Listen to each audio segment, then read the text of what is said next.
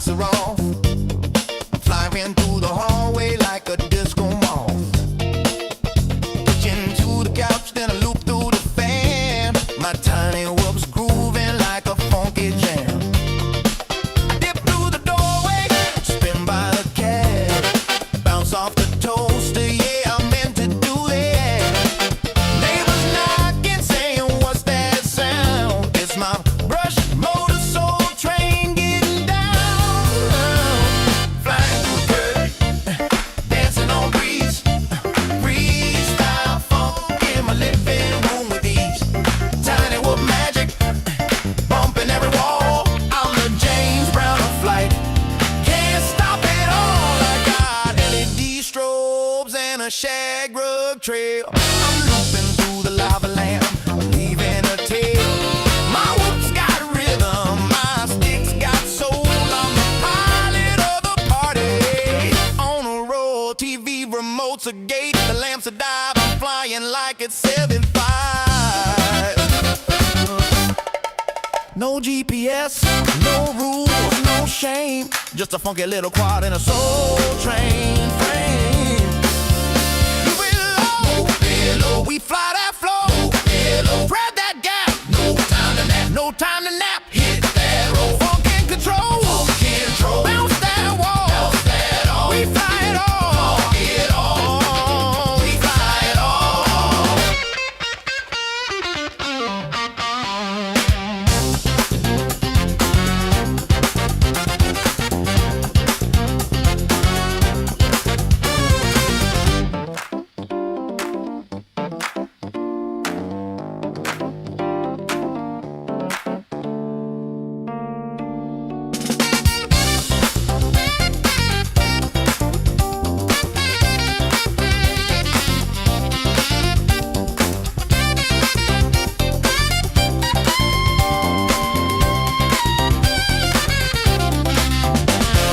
Tiny whoop love, funky and free. We fly indoors, we fly with glee. Whoop it, loop it, groove it, move it, bounce it, flip it, funk it, rip it, fly that soul, don't lose control. Tiny whoop love gonna make you whole. I thread the needle through the vinyl stacks, bounce off the mirror ball, never looking back. My quad's got soul, it's got style, it's got sass. It dips through the incense like a blast from the past.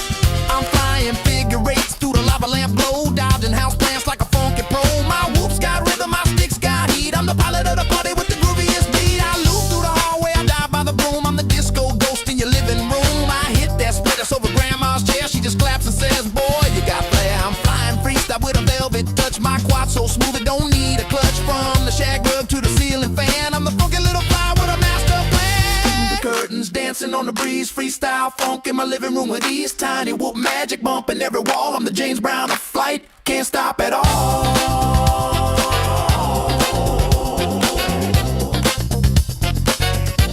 Can't stop at all. Can't stop at all.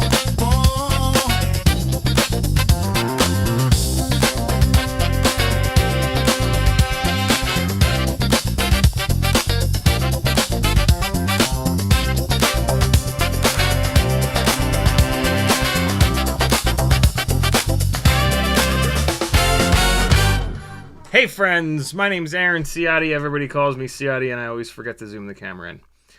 Welcome to Monday Giveaways, and May the 4th be with you, my nerd friends. Today is May the 4th. It is Teddy's birthday. So we took him out to the dog park and ran his ass, and he had a really good time. Here, hold on. I was waiting for this one run. Here, check this out. So this is in 120 frames a second. When you saw me land, I was switching over to 120 frames. And check this out. Let's see. So there it goes. So this is 25% speed. So this is now 30 frames a second, slowed down 4x. That wasn't a very good chase. He did do a funny little. I gotta get this up in the air when he's still fresh. Like when we first get there, he does a lot of running, and then he kind of burns himself out, and it's hard to It's hard to get anything good after a while, but that is just him trotting along. Look at that fur on his legs. Oh my god. What a funny little guy. What a time to be alive, man. Fully safe, 1.6 inch prop, 75 millimeter motor to motor tiny whoop. Able to get 1080, 120 frame per second video like this of a goofy little dog. I might do an edit with this. I might do a slow motion edit with some funny song on top. What a guy. What a guy, man. What a funny little dog. So yeah, tonight we're doing giveaways at around 11 o'clock Eastern, which is 50 minutes from now. If you would like to get in on the giveaways, the first 3 giveaways are for patrons.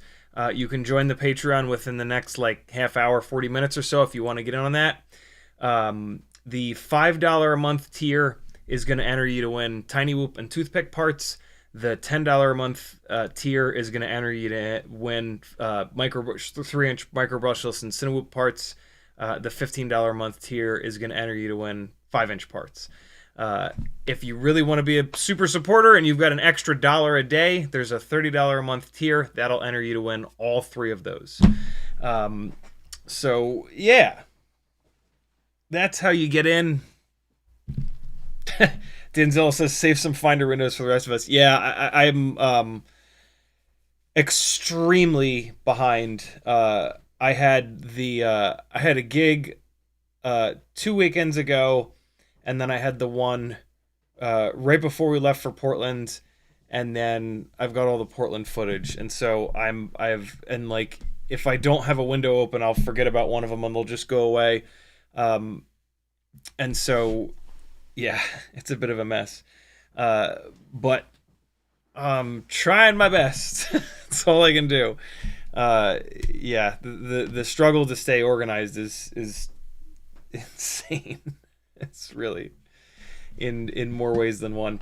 In the chat, GiddyBots was first, FizzPV was next, Matthew Wegner, Mo Penguins, Frank Dr. Nicholas, Capital C, Nathan Wells, Doc Holliday, KJ Wolf, Drublick Mike, Denzel the Terrible, FPV Toast, Skull 901, Douglas 6, Uke, Denzel the Terrible, Moton, Leadslinger, Robert, Doc Holliday, 69T, Soju Woo, Blueback. Thanks for coming, friends. Thanks for hanging. Supposed to do... I beat my alarm to it. Look at that. I've been trying my best to actually tell... Hold on, ready? Look how good I am. I hate Instagram so much. I used to love Instagram so much, and now I just despise it. I've been doing my best to try to tell people on Instagram to come watch me when I'm live streaming. Monday night giveaways, come watch. For the next 2 hours and in about 45 minutes, the giveaways happen. Come on over, YouTube. Bye!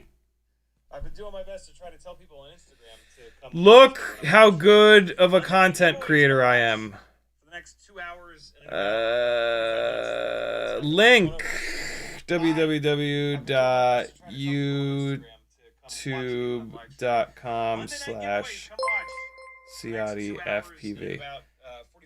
Look at that. Look, I can do the things. I can do the things. There we go. I did the thing. I did a story. Look at me. Look how good I am at the internet. Look how good I am. I gotta leave that open because unbelievably when you close the Instagram app it stops uploading the story. What is that? Don't do that. Denzel the Shelf says greetings cretins and CiottiFPV aka Captain James Holden. Denzel the Terrible says CiottiFPV has such good posture when he's flying. Do I? That's good because I have terrible posture the rest of my life. Do I sometimes remind myself, yeah, look at that. It's not bad. Shoulders down and back, friends. It's actually a real problem when I'm doing couples dancing. I look like a fucking idiot, just like in the dance world they say frame, your frame, get your fucking frame under control, yo. Yeah, this is what you were watching in the flight footage. Mobula 7 V3 frame, Beta FPV 1102, 18,000 kV motors, motor limited down a little bit. Gemfan 1610 biblades, old school Beta FPV 12 amp AIO that you can't get anymore, unfortunately. 04 light. This is the Happy Model first generation 04 light molded canopy, ORT Micro V, BT 3.0. And I was using the giant batteries today, the 2S 450s. I usually run this on the 2S 300s from Tiny Whoop. But yeah, I only brought the 450s because I was flying this around today. And if we have time, I'll whop open the flight footage from this. The difference between flying these two things is pretty insane. This is the Turtle, the sub 250G FPV 2.5-inch Turtle. I don't know if they call it the HD or whatever, but it's the one that puts the camera inside of the standoffs. It's just the bigger version of the 2-inch Baby Turtle. And I have spent probably 15 to 20 hours in the past few days just changing the configuration of this over and over and over and over again, looking at black box logs, putting flight footage into GyroFlow, looking at Goggle DVR to test a whole bunch of different propellers and motors on this. So if you like this kind of stuff, please do support me, because behind the scenes there's a ton of time that gets spent. You know, every time you see me do testing, like, I do some of it on the stream to kind of show you guys the sort of like the testing methodology and get your input and stuff like that. But then, like, before that or after that, there's like 3 or 4 times as much time that I spend just kind of really trying to understand why certain things happen, and like testing a lot of different, in this case, a lot of what I'm testing is propellers. Help with that quite a bit. Like, I'll test a heavy pitchy prop, and then I'll test like a lightweight pitchy prop, and then like a lightweight not pitchy prop, and like everything in between. And all of that is how I kind of understand this stuff better, so that we can build stuff that flies really, really good. And unfortunately, or maybe fortunately, I don't know, this seems to be a lot worse than the 2-inch setup in terms of GyroFlow performance, which is very confusing. That I did not think that would be the case, and I'm still trying to really wrap my head around that. GyroFlow with an 04 light camera typically needs some pretty serious soft mounting, like soft mounting that you're only going to get from like a cinematic only kind of frame, something that you can't really fly freestyle, you can't really crash. We're trying to do it with a hard mounted setup, and I've had shockingly good results with this 2-inch Baby Turtle. And one of the big things that I thought that I'd learned is that GyroFlow goes ape shit when you get up into the higher throttle ranges. So like basically 60% throttle and above when this was on, it was on these same motors. When this was on a fresh set of 1103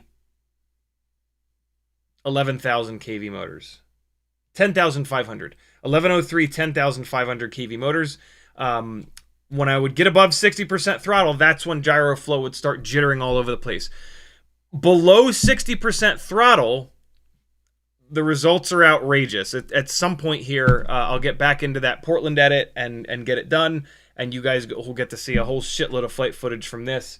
And it's really, really good. Really, really, really good. Patrons, you've already gotten to see this. I put the Portland rough cut up on the Patreon page, so you already get to see how shockingly good the flight footage is from this. I did a quick edit where I took one battery that I flew from this, and basically what I did is I went through the edit and I cut out all the bits where gyro flow was juddering all over the place, and I left the raw flight footage in, which looks better than when gyro flow freaks out.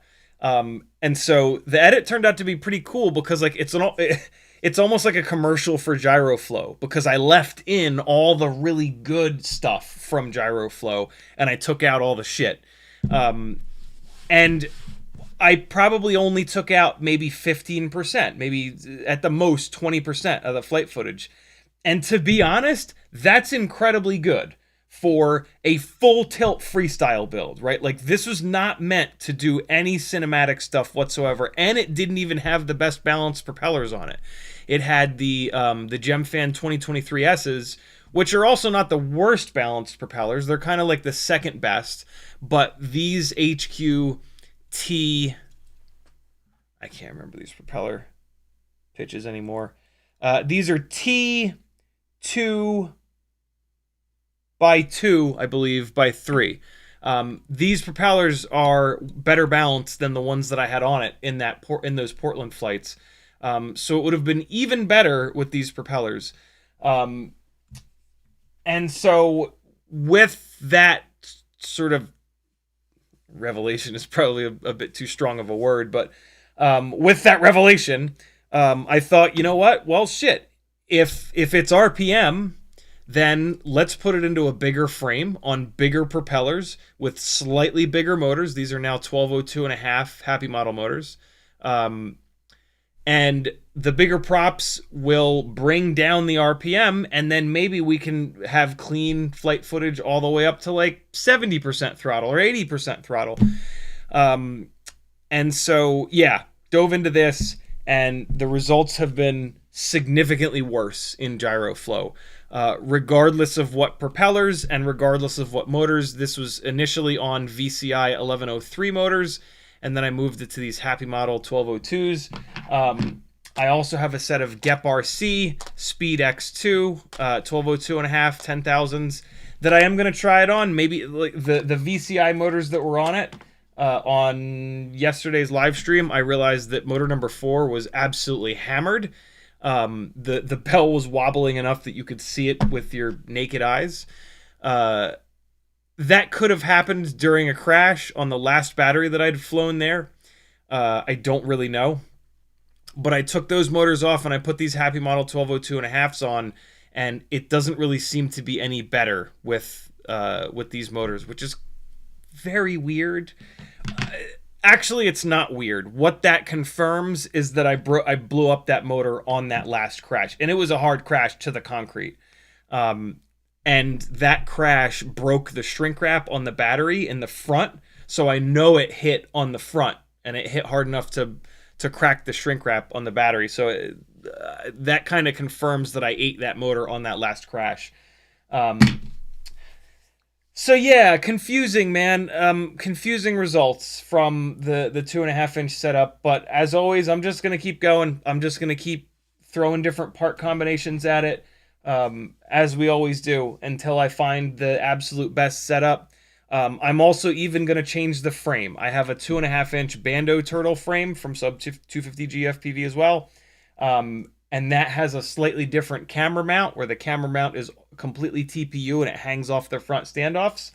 And so I'm going to give that a shot as well to see if that frame does any better. There's a possibility that on the 2-inch frame, if you look at the arms, they're hilariously short.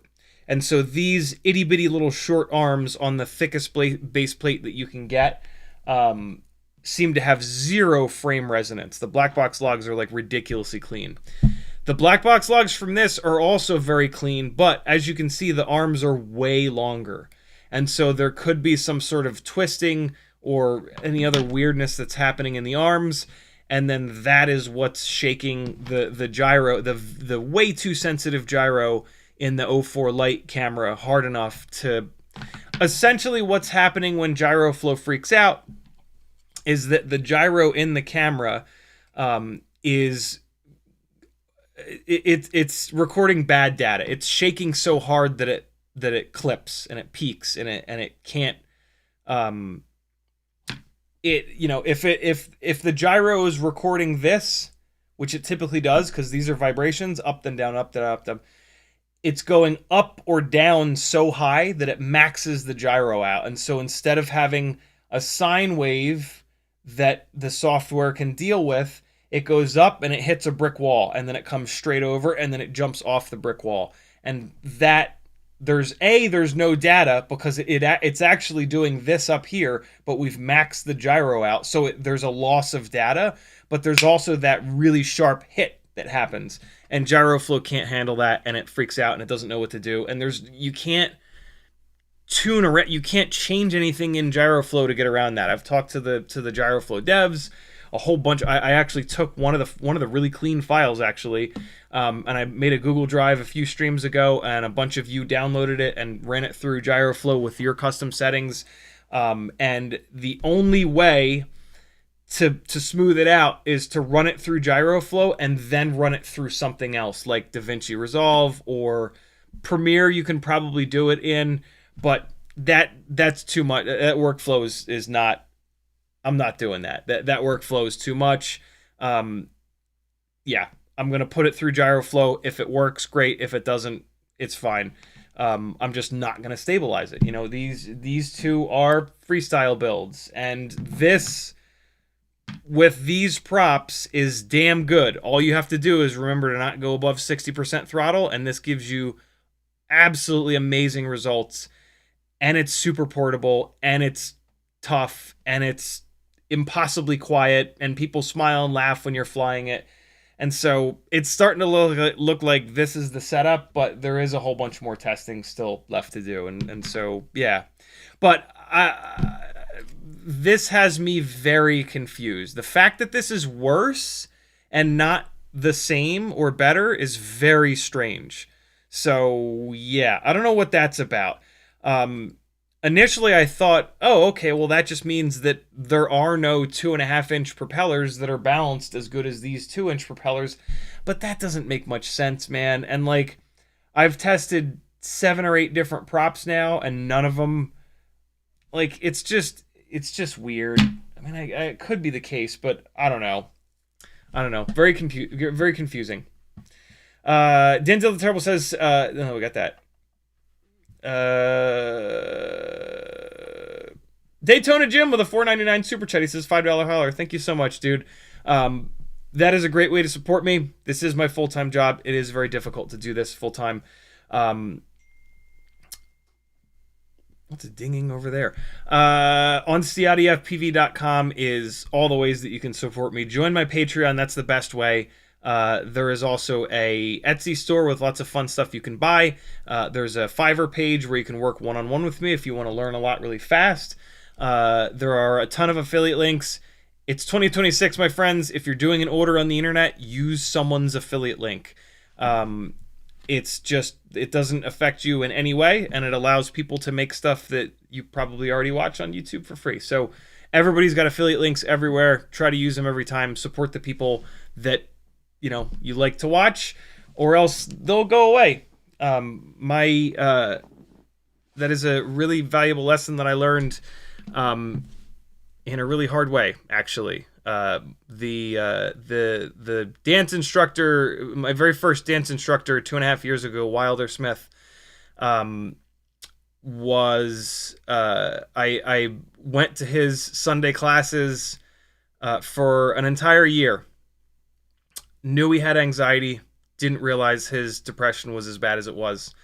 And I did not go to the last 2 classes that he taught before he unfortunately took his own life.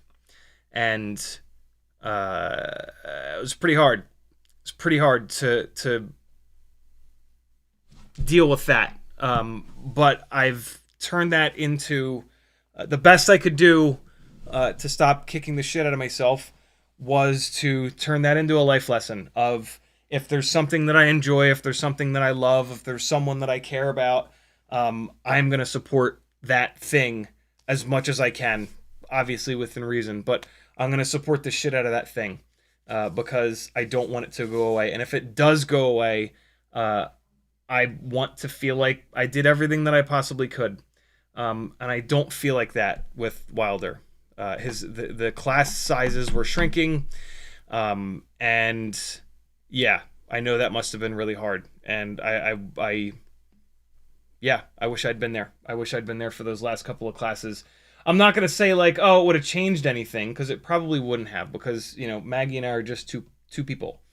But you know what I'm saying? Like, I would at least feel better about having been there, you know, when other people weren't. So yeah, if you love something, support it, because there's no guarantees that anything is going to be around for any amount of time, right? Those of you that are old fucks like me know that good and well. So yeah, on to a lighter topic, I guess. Jesus Christ. FizzPV says, what's a good freestyle whoop canopy for the Runcam Nano 7 camera? So that's a camera with a regular old full-size lens on it. So you could absolutely put that, you should be able to put that into a Beta FPV Air V2 canopy. I'm not going to say you definitely can, because I haven't done it, but this canopy does wrap, it holds onto the lens basically, and that camera has this same size lens. They all have this same size lens. So you could do one of these. You could do a Bri-Brain. I'm actually a really big fan of the Bri-Brain mount, which you can get from Thingiverse, or if you don't have a 3D printer, you can buy my 3D printing services, and I can print this for you over on the Etsy store, or anything else that you need 3D printed. Those are my two favorites. Those are my two favorites at the moment. Putting that camera inside of an old school Mobula 6 canopy sucks. So I can't really recommend that anymore. I've not figured out a way of doing that that's light enough and strong enough. So there you go. Drublick Mike says, I was able to get the shakes out of the Cine 3504 Pro footage with the PID tuning without black box techniques you gave me. HD0 Gamma in the mail tomorrow. Very, very cool. That's pretty awesome. I gotta be honest, I'm surprised that PID tuning is all it took to get that, to do that. That's hot damn. Okay. Yeah. Damn. KJ Wolf says, are the giveaways only for Patreon members? The first 3 giveaways are. The 4th giveaway is open to everybody.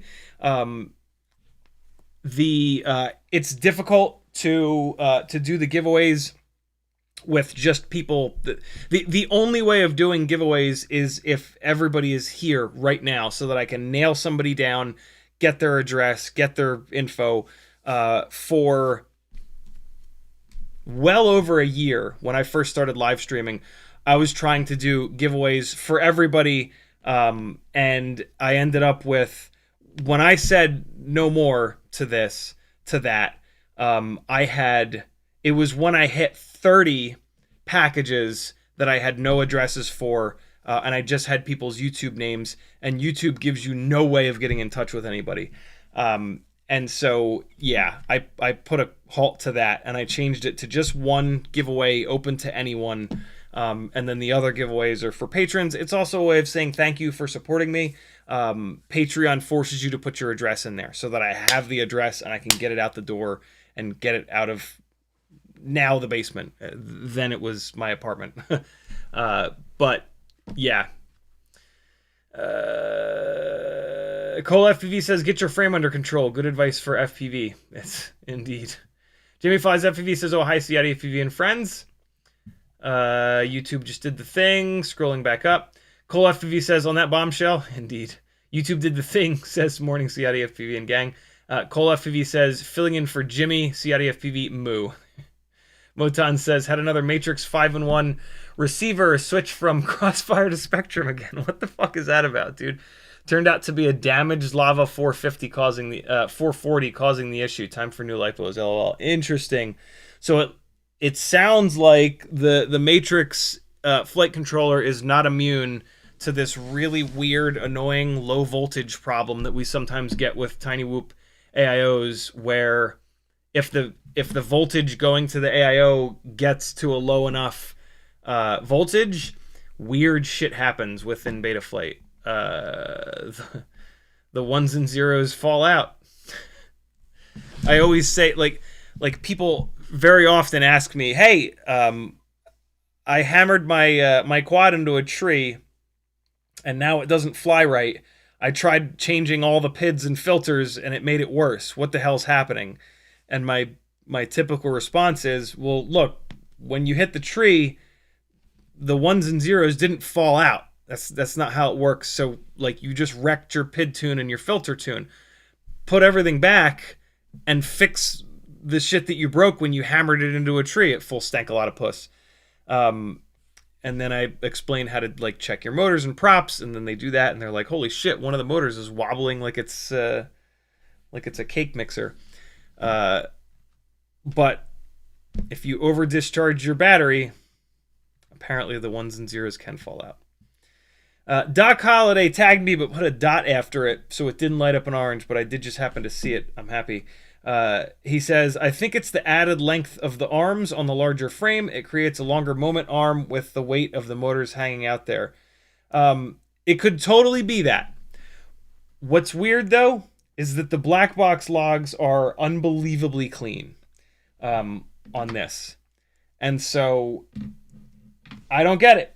I do not understand. The black box logs are cleaner on the 2.5 than they are on the 2. And so it just doesn't make a whole lot of sense, but I'm just going to keep screwing around with stuff. I actually sent one of the logs to Brandon's Baked Beans, and he made a couple suggestions. So I'm going to change some of the filter values and just very mildly change a couple of the PIDs. But even he was like, dude, this log is like outrageously clean. Like, this looks really, really good. At the moment, the PID tuning the PID tune that's in here is the PID tune that was on here. When I moved the electronics from the 2-inch to the 2.5, I didn't change the tune at all. I just figured, let me give it a shot, and it flew fantastic. And so I haven't been down the tuning rabbit hole at all with this, because it was just so good, and I wanted to get the props tested and the motors tested. And so, yeah, tuning is up next, and then I'm going to retest, and then I'm going to try those GEP RC motors. I don't know if I'll test any other motors. I don't have any other plug-based 1202. I don't think there are any other plug-based 1202.5s. I've got the Happy models. I've got these GEPs, and I think that's kind of it. I think all the other 1202.5s are direct solder, which I'm not doing on this electronic setup. To be honest, this electronic setup is probably going to go back into the 2-inch frame because it was behaving better there, and I would actually rather have it in there. I would rather have the 2-inch setup from a flight characteristic standpoint. The weight that these things are at, which is very, very lightweight, under 100 grams, I don't like the way that they perform as much with these bigger 2.5-inch propellers. Also, these props are a little bit too heavy for these motors. That was actually something that Brandon commented on. He said that basically he explained it in terms of, like, when the D-gain does this, and everything looks... Basically what he said is that he can see in the logs that the motors aren't able to accelerate and decelerate the props quick enough. And so there were things happening in the tune, and, like, you could basically see the PID loop trying to push the motors and then pull the motors, but they weren't reacting quick enough. And that totally makes sense. These 1202.5s on here are really good on 2-inch propellers, but 2.5-inch propellers are significantly heavier, so that totally tracks. And I'm like so glad that he said that. And you can feel it. You can actually, and you can kind of see it when I had this thing line of sight, and I did a couple flips and rolls, and I was like, ooh, that response time looks pretty shitty. Whereas when you pair these motors with 2-inch props, it's, I mean, just on it. It's pretty amazing. You could actually argue that the 1202.5s are a little bit too much for 2-inch propellers, but they're the smallest, lightest motor that you can get with a 2mm motor shaft below the bell inside of the stator. And that motor, if those VCI 1103s had that thicker motor shaft, the bell wouldn't have been wobbling like this on yesterday's live stream. So it's well worth it to step it up to 1202.5 to get the durability out of these things. So yeah, there you go. Ryan Sadat says, you ever try an underslung battery on a 2 to 2.5 inch? Yes, early days of FPV for me. My first, probably towards the end of the first year, second year, third year, was all micros and whoops. Whoops are of course all underslung. And back then I was doing 2-inch, 2.5-inch, 2.8-inch, 3-inch builds, and yeah, underslung battery. It basically, the CG is incredibly low, and then and so what that gives you is almost like this experience. It feels like it's a kind of a pendulum. When you put the battery up on top, it really helps with the CG, right? The CG, the vertical CG, is all about the prop line. And so with an underslung battery, you've basically got everything under the prop line. So like, for example, if you go to do a snap roll, you would think that a snap roll would be like this on its own axis. But when the CG is that far low, the snap roll turns into this, right? Like it kind of rolls around. Nah, it doesn't really roll around the CG. I don't know how to explain it, but yeah, it's a different flight feel. It doesn't seem to be as accurate. Like if you're trying to shoot a gap that's really tight and you're trying to kind of do one of these, when it's underslung, it kind of feels like it like moves when it does that. I don't know. It's got a weird feeling. And then like when you land, or if you land hard or something, you mash the battery. So yeah, underslung has a lot of problems. It tends to sort of be like a last resort. Like if you have to do it that way, you kind of do it that way. But if it's ever possible, top mount seems to be a lot better of an idea, to get some weight above that prop line, right? Like otherwise we just have zero weight above the prop line other than like the top plate, and the top plate doesn't really weigh anything, and typically the top plate is in line with the prop line, right? So yeah, it's important to balance. It's balancing your center of gravity on the quads is a very under-discussed, underappreciated thing. It absolutely makes a difference. It makes a difference in prop wash handling. It makes a difference when you chop the throttle really quickly. It makes a difference when you land, when you crash. It's super important, and most people just kind of don't think about it. Mo Penguin says, we're only here for a little while. Support your people. Hell yeah. Indeed. Daytona Jim with another $4.99 super chat. Thank you, dude. He says, is the SpeedyB Adapter 3 the best solution for iOS field setup and troubleshooting, or bring a freaking laptop? Yeah, I believe so. Let me see what the 3 is. Is the 3 the yellow one? I think the 3 is the yellow one, isn't it? SpeedyB Adapter 3. It is indeed. Yeah. So this is the one that I currently have. I've actually I've not had to use this one yet, but I had the version 1 SpeedyB adapter, and I had over the years, I've had that forever, and over the years I have had to use that a couple times, and it's worked every single time. So these SpeedyB adapters allow you to essentially connect your quad to your phone and run Betaflight on your phone wirelessly. And it's a little bit fiddly, especially like if you don't. So like I bought it, I threw it in the bag, I didn't think about it. I I think it was when I was in Cabo. Um, Probably before that, but when I had a gig in Cabo in Mexico, I forget what happened, but I needed Betaflight, and I was like, ah, shit, I never bring my laptop when I fly, because my bag is completely filled and heavy as shit, and you know, and so I remember I had to use it, and I was like, oh god, here we go, and it was totally fine. It took a couple minutes to kind of figure out what was going on. You got to have a battery to power it, but it was straightforward. Plug it into USB. I think one of the problems I had is that I couldn't get it to fit. The old version had the USB. It was hard to get plugged in, and I couldn't plug it in. I had to take the quad a little bit apart to get it plugged in. But yeah, it was good to go. Oh, you know what it was? It was I had to change it wouldn't arm because I was on a. No, I fixed that before. I forget what it was. There was a problem. But yeah, that thing works totally well. And it's just, yeah, everybody should have one. God forbid there's an emergency, you don't have your laptop, and you absolutely have to hook up to Betaflight. They're not expensive. Just snag one. Moton FPV says Matrix V1.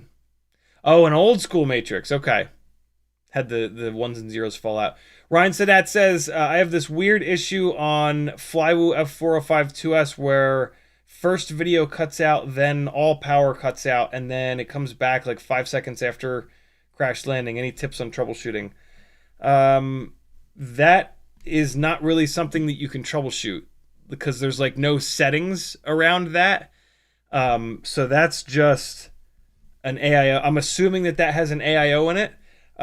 That's just an AIO that's dying. It sounds like maybe one of the traces is broken, and like when you crash land, it's like shocking the PCB enough that trace is like losing connection.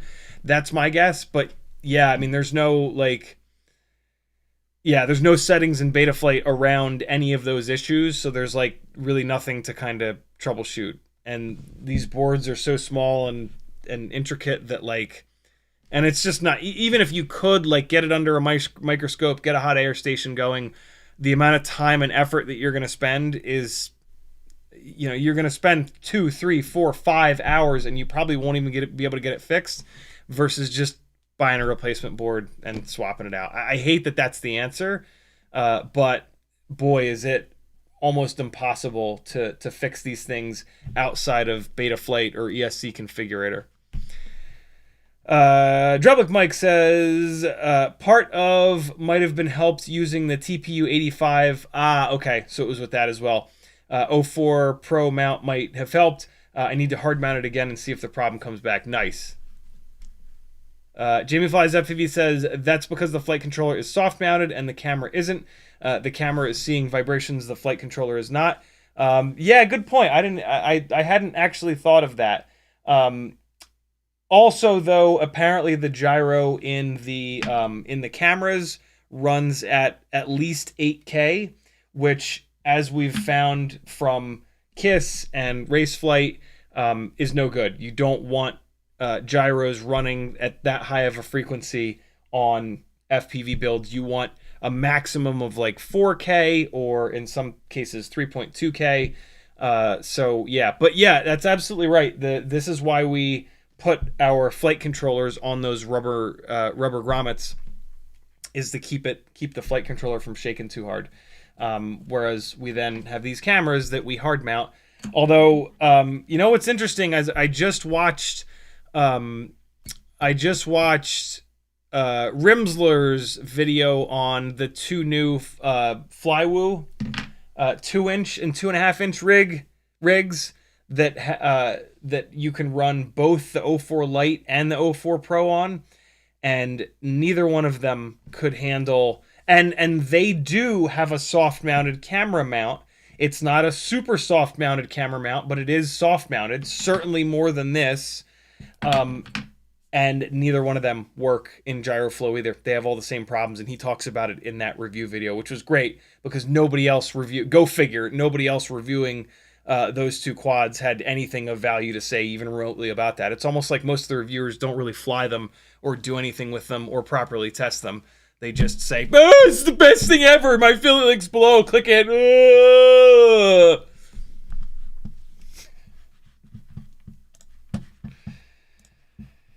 Oh boy. Doc Holiday says, weird, that's a Jedi Force be with you happening there. Ryan Sadat says, there are more plug-based 1104s and 1103s if you want to continue down that rabbit hole, though. Yeah, those motors are going to be too big, though. And they're going to be...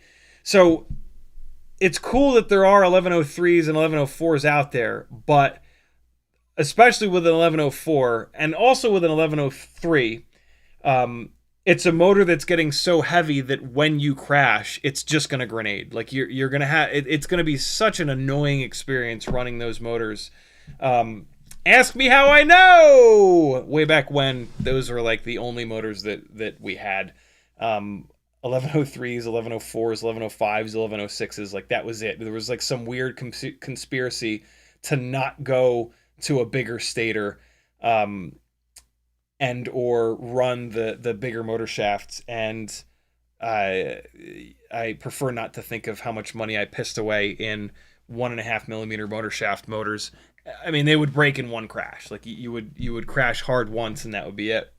And so, yeah, 12 motors are absolutely the way to go. I will never buy another 1103 or 1104. It just doesn't make any sense unless you're never going to crash. And if you're never going to crash, just don't even fly. Crashing is the fun bit. Capital C says, I'm having the same gyro flow issue with my Caillou Mini. I thought the larger motors and heavier build would have helped, but it hasn't. My black box logs look super clean too. Yeah, it's a shame. It's a shame. The whatever gyro they chose for the 04 Pro and the 04 Lite, it's not a good option. And like what's really weird about that is that it's DJI, right? Like DJI is filled with actual drone people. And so some of those drone people must be into FPV. And they must, apparently not, but I would think that they would have been around in the race flight and old school KISS era where they both said that 16K, 32K, crazy gyro cycle times were the greatest thing ever, and you know, Betaflight is garbage and all this. More so race flight than KISS. KISS had a little time period, if I remember correctly, where they were going to those higher. I might be confusing it with D-Shot, though. They still swear to God that D-Shot 11D billion is the way to go. I might be confusing gyro loop times with D-Shot, though, when it comes to KISS. But race flight was notorious for very incorrectly saying, even though every single person that knew what was what and used black box logs, which are actual data, was like, no, you're wrong. 16K gyros, 32K gyros, it's terrible. It's garbage results. It's useless. And so, yeah, like we've been through this. We've learned that a 4K or 3.2 in the BMI 270 gyros case is the highest that you really want to go.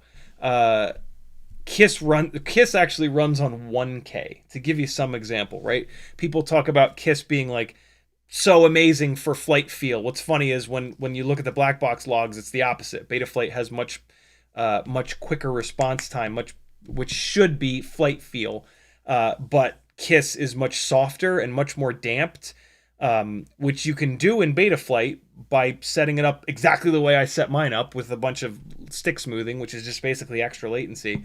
But I digress.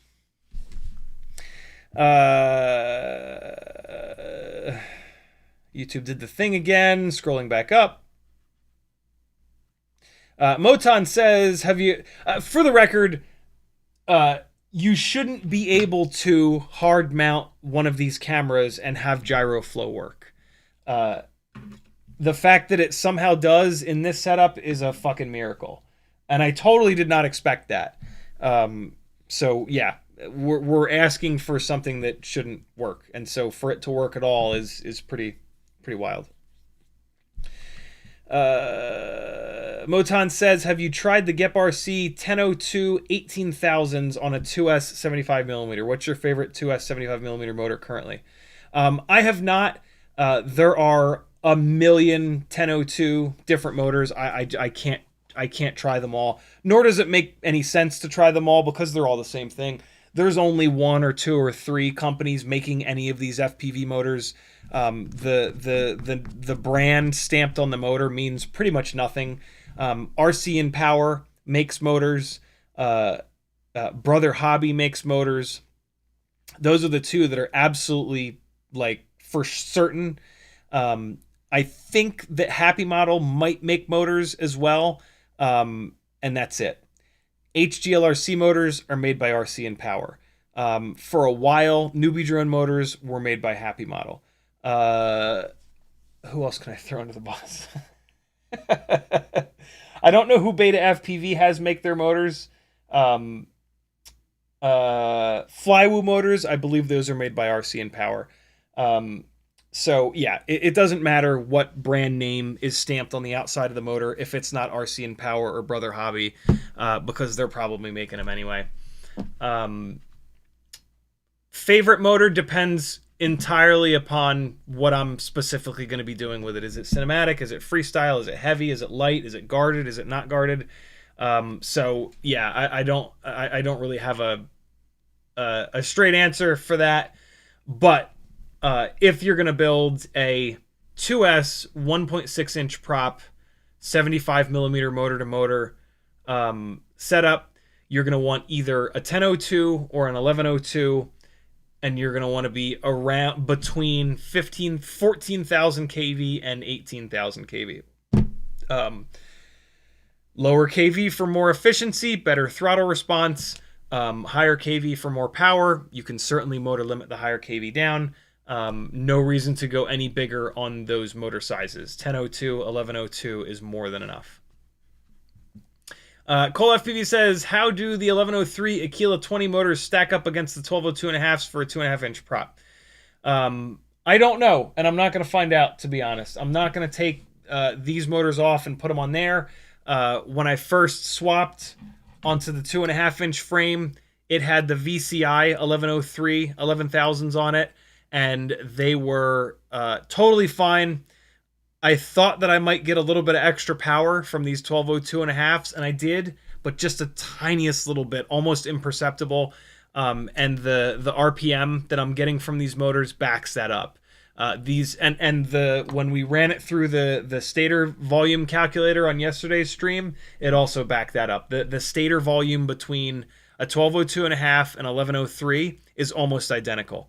The 1202.5s have more surface area, and so they run cooler. So they're, in my opinion, a better idea. Also, you get the thicker motor shaft, which is the big item here. But yeah, I was hoping that these would handle these bigger props a little bit better, but not quite. If I was going to keep this setup together, I would go to a 1203. RC and Power has a 1203 that would probably be a really good match for that. And I might revisit on the 2.5 inch setup. Well, I'm definitely going to revisit the 2.5 inch setup because when the Flywoo 04 Lite comes with their wide angle camera, that's going to add a considerable amount of weight. And so I'm not going to try to put that setup into a 2-inch build. It's going to go into the Caillou Mini. So yeah, we will sort of dive back into the 2.5 inch stuff, and I will almost certainly do 1203s on that. I might actually try 1204s on that as well, because I have a set of RC and Power 1204s on a toothpick that I was never able to get running right because AIOs used to be absolutely useless. There it is. It's back there. So yeah, I'll probably try 1204s as well, which might be the right size for like a kind of beefy 2.5 inch tri-blade. The 1204s used to run really good on the 3-inch bi-blades. And so a 3-inch bi-blade and a 2.5 inch tri-blade are pretty similar in weight and drag from trying to turn that propeller. So yeah, 1204s I know will be beastly. I wonder if 1203s would be enough. But what I can tell you is that 1202s are not quite enough for a 2.5 inch tri-blade that's got some weight to it. I did put really lightweight 2.5-inch props on here. The Gemfan 2512s. This is not that, but it looks just like this. And it was noticeably better in terms of response time.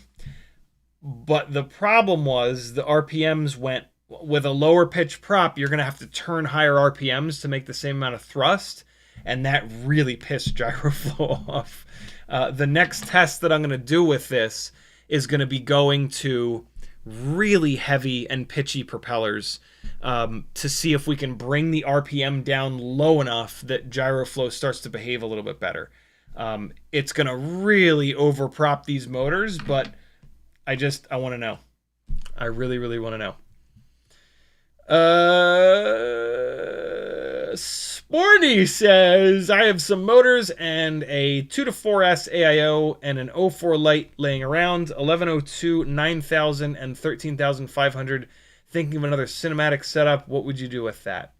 An 1102 is only really big enough for a 1.6-inch prop build. So you're pretty locked in to that.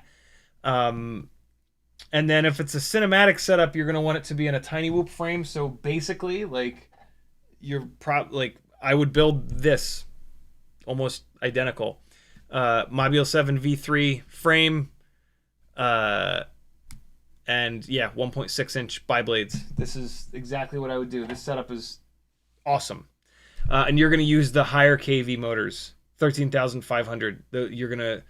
The 9,000 kV motors, you would need 2-inch props, and a 2-inch prop is going to be a little bit too, well, no.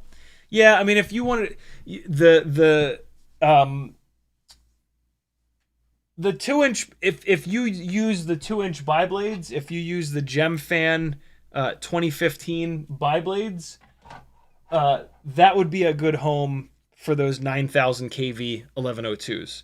But that is not going to be enough kV for a 1.6-inch prop. You need to get that up to a 2-inch prop. Ryan Sadat says, I thought Rimsler said that the Firefly 25 had no problems with stabilization, but the Firefly 20 had issues on both cameras at high throttle. From what I saw in the flight footage, the Firefly 25 was shaking all over the place pretty hard. I'm not sure what he said. I didn't watch the whole video. I fast forwarded to the flying bits, and just judged by what I was seeing in the flight footage. But yeah, from what I saw in the actual flight footage, they were both at high throttle. They were both a disaster. So yeah, I don't know. Motan says I crash a lot. Me too, brother. Ryan Sadat says, are 1203 motors a valid next test subject for the 2.5-inch builds? For me, no. Because they're not going to change the vibration characteristics or any of that. For someone that's looking for more power than the 1202.5s, absolutely. Absolutely. And I know 1202.5 to 1203 doesn't seem like a big jump, but it is. When the stator height gets even a little bit bigger, it makes a massive difference in the amount of power. So, yeah, for a 2.5-inch build that doesn't have quite enough jam on a 1202.5, if you don't want a lot more power, if you want a lot more power, you'd go to like a 1204 or a 1303 or something like that. But if you want not a mega amount of extra power, 1203 would be a good fit. Extra power, Ryan also says, I feel like the extra power might let us run higher pitch props and motor limit to avoid the gyroflow problems. You never know. I mean, maybe, but it is so bad on this 2.5-inch build that I don't think that's going to help it. Like here, as an example, so the highest pitch props that I've tested so far are the Azure 2540s. And I know that they're pretty decently balanced because I've been running them for years on my live broadcast stuff. And like, look how bad this is. This is just insanity how early this thing starts shaking. Ready? So it freaks out there. It's just instant. Like, that was the instant that I dug into the throttle, right? Like watch my elevation, right? Ready? My elevation hasn't even changed yet, and it's already freaking out. Like, the motors are just barely starting to increase. And yeah, I mean, like, it's just a disaster. I don't know. I'm really impressed by the 2-inch. This makes me so much more impressed with the 2-inch build. And it's like this with all 6 sets of props. It's just non-fucking stop. There's something, I don't know. There's something magical maybe about this 2-inch setup. I don't know. It's defying all logic.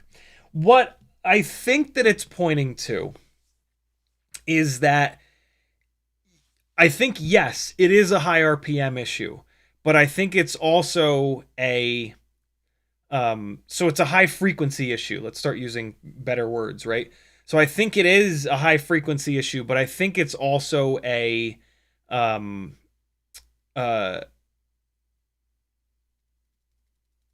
intensity issue. It's how intense the vibrations are. And so on the 2-inch, I guess because the props are smaller and everything is kind of smaller, I think that there's not as much intensity to the vibrations and to the movements. And so, yeah, that's the only thing I can think of. I'm very confused. Very, very confused. Stu Goose 10 with a $10 super chat. He says, hope everybody's day is going well. Thank you so much, Stu. May the 4th be with you, my friend. Sporty says, all right, I'll think about that. Have a good night. Mo Penguin says, have you had a chance to test the new GemFan 1.8-inch props? I have not, and I don't think that I will. The 1.8-inch propeller size, it's just, like, I guess if you absolutely can't have a 2-inch rig and a 1.6-inch rig, that makes sense. But I would rather have, and I do have, a 1.6-inch rig and a 2-inch rig. They do 2 different jobs, and I love that. Having a 1.8-inch build, it's not going to do the 2-inch things as good as the 2-inch. It's not going to do the 1.6-inch things as good as the 1.6. So, yeah, I probably won't test those. I love that they exist, though, because there's some people that absolutely love 1.8-inch prop setups. The Happy Model 1.8-inch frame is really, really good, but so is the Happy Model 1.6-inch frame. So, yeah, I don't know. It's, yeah.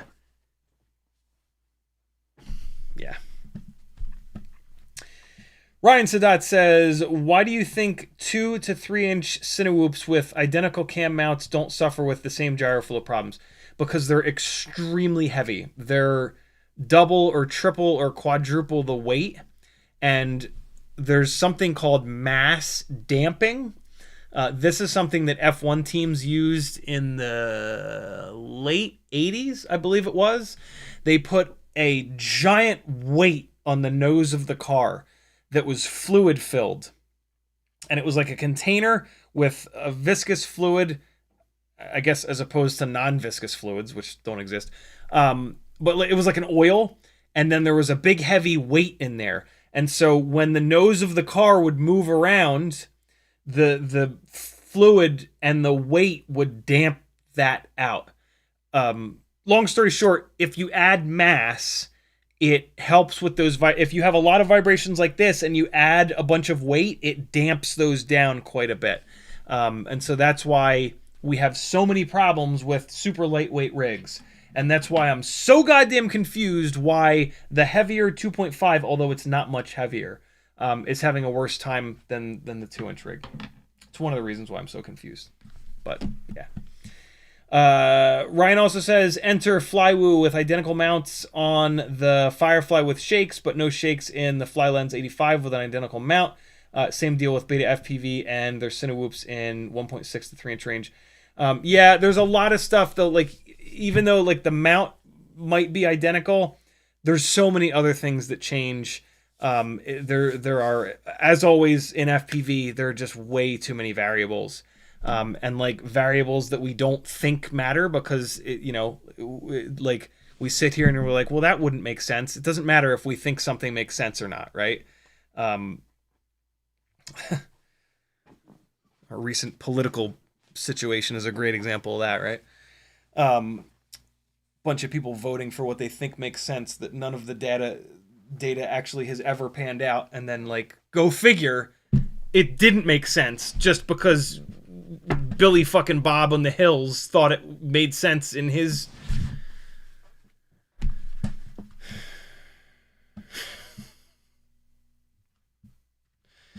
Mr. Clean says, sending you a package, should be there by Thursday or Friday. Just some random stuff to put into giveaways or do whatever you want with. Thank you, dude. That's very cool of you.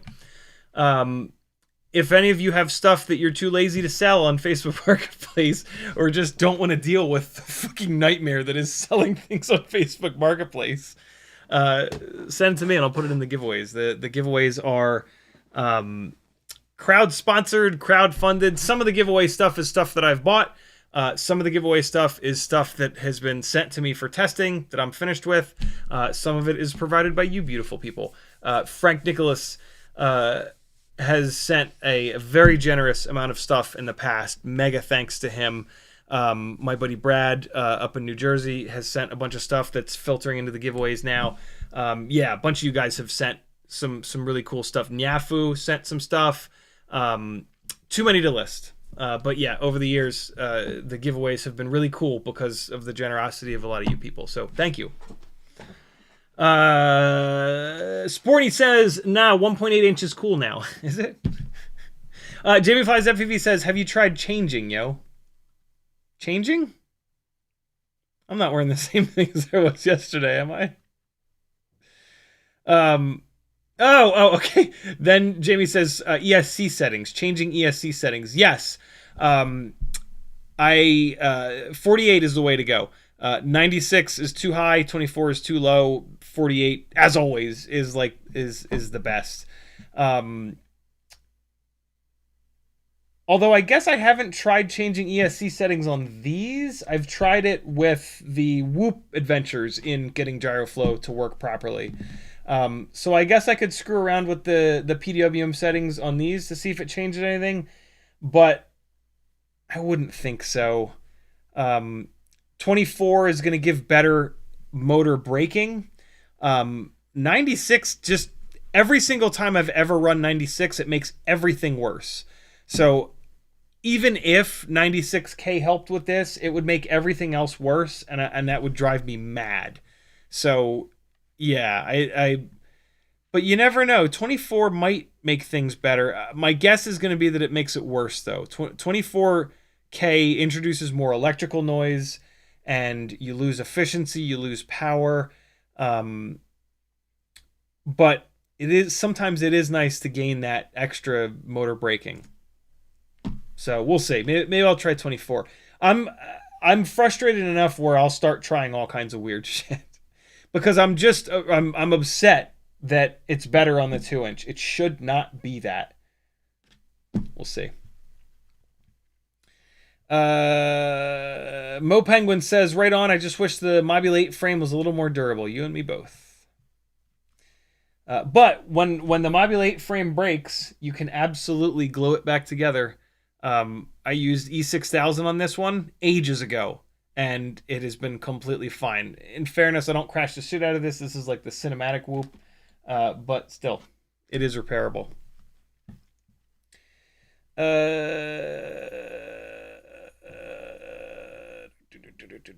Ryan Sadat says, not sure if 04 and 04 Pro have the same gyro. They do. But do you think weight of the cam has something to do with its vibration? I do. I have less problems with stabilization on the Flywoo 04 wide, which is heavier. Yep. Weight has a lot to do with it. Doc Holiday says, try swapping out 04 cameras between the two. Maybe one gyro works better than the other gyro on those cameras. Same camera on both. I pulled the electronics out of one, put them in the other. FizzPV says, Jesus Christ, it's 11:13 already? How the fuck?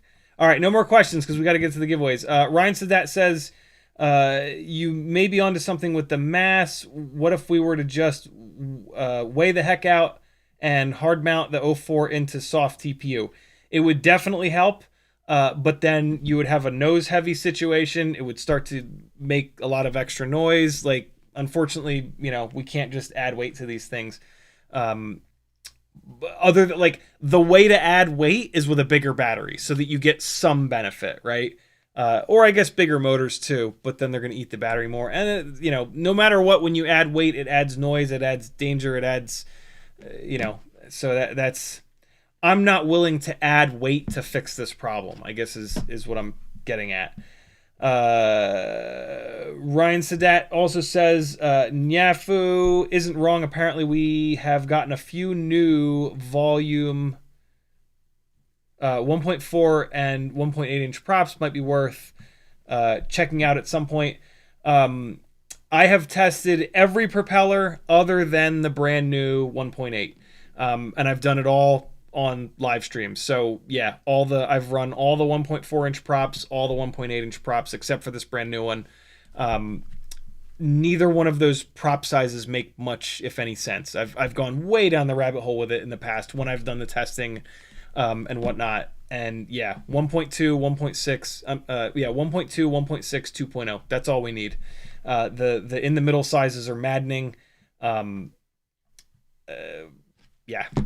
Capital C says, would ramping up feed forward do anything for smoothing gyro footage? Feed forward will never affect anything related to the gyro. Feed forward only changes the what's the slider called? Whatever the feed forward slider is called is the only thing that it affects. It basically affects how crisply the quad follows your sticks. So yeah, it won't have any effect on anything with the gyro. All right, giveaway time, friends. If you haven't joined the Patreon, you've got probably like 60 seconds to get into the to get in there, so that no, you've got longer than that, because when I do the giveaways, I open up one of the Patreon specific text channels over on my Discord called, Aaron Ciotti always forgets the name of it, called The Video Collective. And the most recent 3 videos in here, I pull up for you all to watch, muted so that I don't get copyright donged, while I set these giveaways up. So I'm doing that right now. And I just want to get to some actual flight footage on either one of these. So we're gonna give some love to Jamie Flies FPV, Don E, and maybe Mo Penguins. Let's see if it's that doesn't work. Well, it does work, but it's a short, which I can't do full screen. Donnie has already got one up here. That's another short from Mo Penguins. Here we go. Here's a Mo Penguins that's not a short that I can actually full screen. Awesome. Here come the links to all 3 of these folks in the chat. Get your asses over to their channels and subscribe and leave some comments on their videos and show some love, because these are 3 people that are actually doing FPV flight edits and uploading them to YouTube. And if we don't support the few people that are still left actually doing that, we're not going to have anything to watch on YouTube. So whenever you watch an FPV video on YouTube, for the love of God, give a thumbs up, subscribe, leave a comment, because we need to browbeat these people into doing more stuff. And that's the best way to do that. Cool? I gotta click another couple buttons here. So I need this. I need this. I need to click here, click here, click here, hit return over here. I need to click this. I need to hit this button. I need to wait like 10 or so seconds. I need to click this button. I need to wait 10 or so seconds. I used to be able to do this while you guys were watching, but as with all electronics and technology, everything gets a little bit worse every single day. And this thing that I have to do to get these giveaways going has become a lot worse, unfortunately. But alas, here we are. Okay, so that should be good to go. And now I just need to grab one of my many windows, pull them over here, and I believe this might actually work this time. So what happens when I hit the download button? Why does it do that? Why?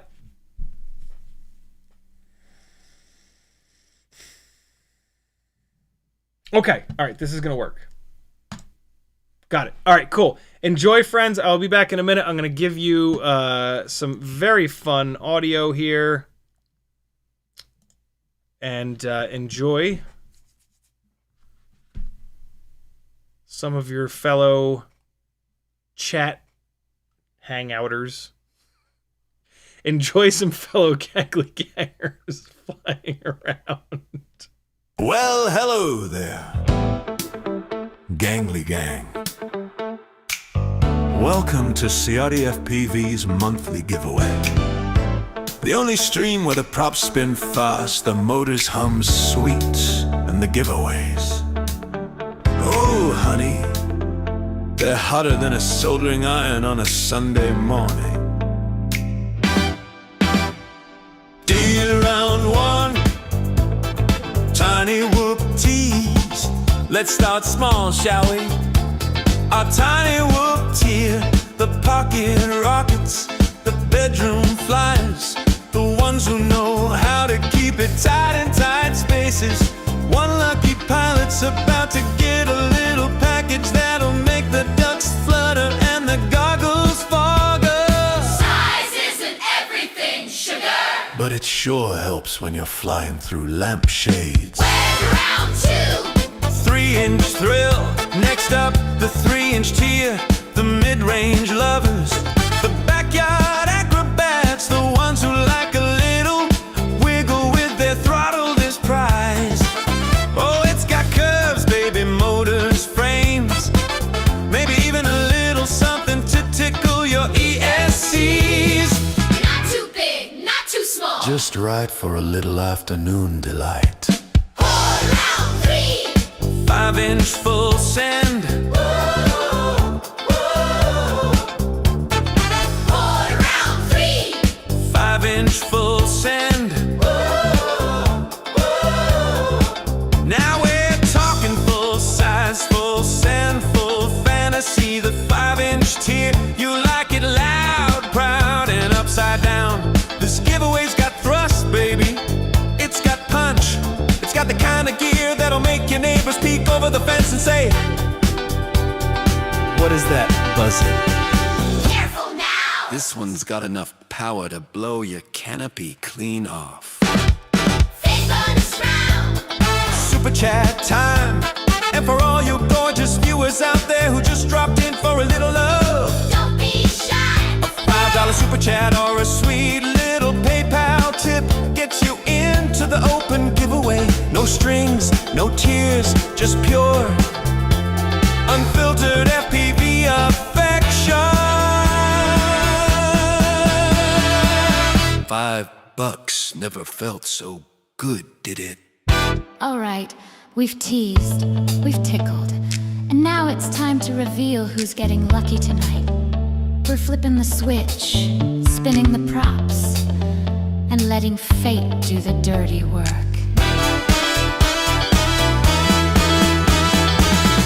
Don't be shy. I can't explain to you how much worse Patreon has made this process. It's almost like they did this on purpose. Oh my God! Hold on, I'm almost there. Jesus, I used to be able to easily get all of this done, in the length of the song, like easily. And now, even though I'm doing stuff before I even play the videos or put the song on, it takes me this entire time. There we go. Okay, got it.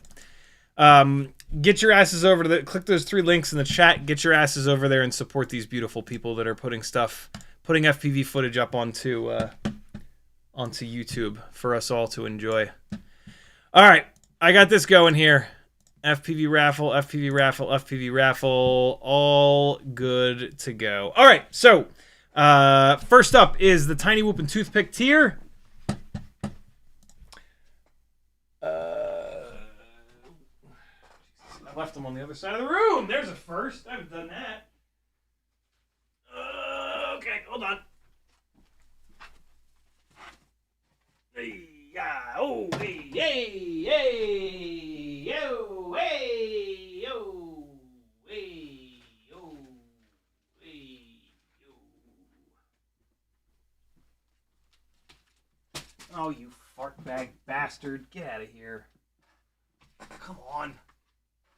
Get. Wow, I need to get this area under control. This is getting bad. Tiny Whoop and Toothpick tier is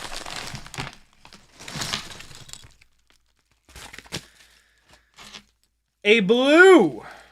Why can't I think of the name of this company? Well, they went out of business anyway. A blue lanyard.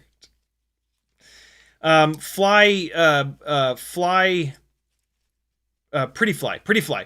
That's it. Pretty fly. Blue pretty fly lanyard. This is. You can fix this part. I've had it. We've got a 04 light canopy from Brain 3D, specifically for the Mobula 8 frame, actually. We've got a Hockey Rounds printed 6-a-day battery holder. pH 2.0 that you won't use. A shitload of propellers. There's just a ton of propellers here. I'm not going to show them to you, but individually, but there's this many propellers. And then we've got a Weebleed Annoyatron. If you know, you know. If you don't know, you'll get it in the mail and figure it out. And then we've got a pack of the NX69 300 mAh batteries with the NX69 connector in it, in case you don't have that connector. That is our Tiny Whoop and Toothpick giveaway for May 4th. Let's see who's won. They've already won. They don't even know it. Here we go. Ah! I had a misfire on the goat. Boy, it's hard to read these. Everyone I'm about to, I keep trying to read people's names, but they get blown away too. I can't. Okay, Free Lojo, you've won. Congratulations, dude. Free Lojo is an OG supporter. Holy shit, he's been around since like the beginning. I don't see him in the chat much anymore though. Unfortunately, he seems like a cool guy. Free Lojo, congratulations, brother. I think I can maybe read that. We'll see. Next up is the 3-inch micro brushless and Cinewhoop tier. All these beautiful people here. So we've got the. It was not claimed from last week, so we're last month. So we're doing this again. This is the HDLRC balance board. You could certainly use this for 5-inch stuff. But I think with how small it is and the fact that it's got the XT30s on it, it's kind of like a micro brushless Cinewhoop kind of option. It's got a little discharger on the bottom. This is actually really nice. This was my travel balance board for a little while before I finally found the itty bitty Lumineer one. And this thing was great. It absolutely works. And then we've got a whole bunch of micro props. We've got looks like 3 or 4. Looks like 4 sets of 2540s in red, and then looks like about another 4 sets in this, like, it's like a really dark blue. It's kind of black, but it's actually like a super dark blue material. In the testing, these 2540s did really well. Lots of pitch, very fast propellers. So that's our 3-inch Micro Brushless and Cinewhoop tier. Let's see who's going to win this one. Strong, Mr. Goatman. Frank Nicholas is hanging in right below motor number 2. He just got blown away. David is hanging in between motors 3 and 4. Hey Ryan is up there by motor 4. David's blown away. Hey Ryan's still hanging in though. Siskel is on the bottom left. Holy shit, Hey Ryan won. Look at that. Every once in a while when I call somebody's ticket out, they actually end up winning. Congrats, dude. Let me write your name down here. HEY_RYAN. Awesome. Grab your address off Patreon and ship this on out. Thank you, dude. And then we've got the 3-inch tier. We got a big old TBS sticker sheet. What are these stickers doing? This sticker's not supposed to be in here. We got a Jimmy the Cow sticker going in here. This Whoop Group sticker is going in the 1S. Actually, it's going in the next bag, the Super Chat bag. Why do I have 2 Jimmy the Cow? This is going in there as well. It's a prop explosion. And I think there's also an antenna in here. All right, so we've got the Ethics Candy Cane props.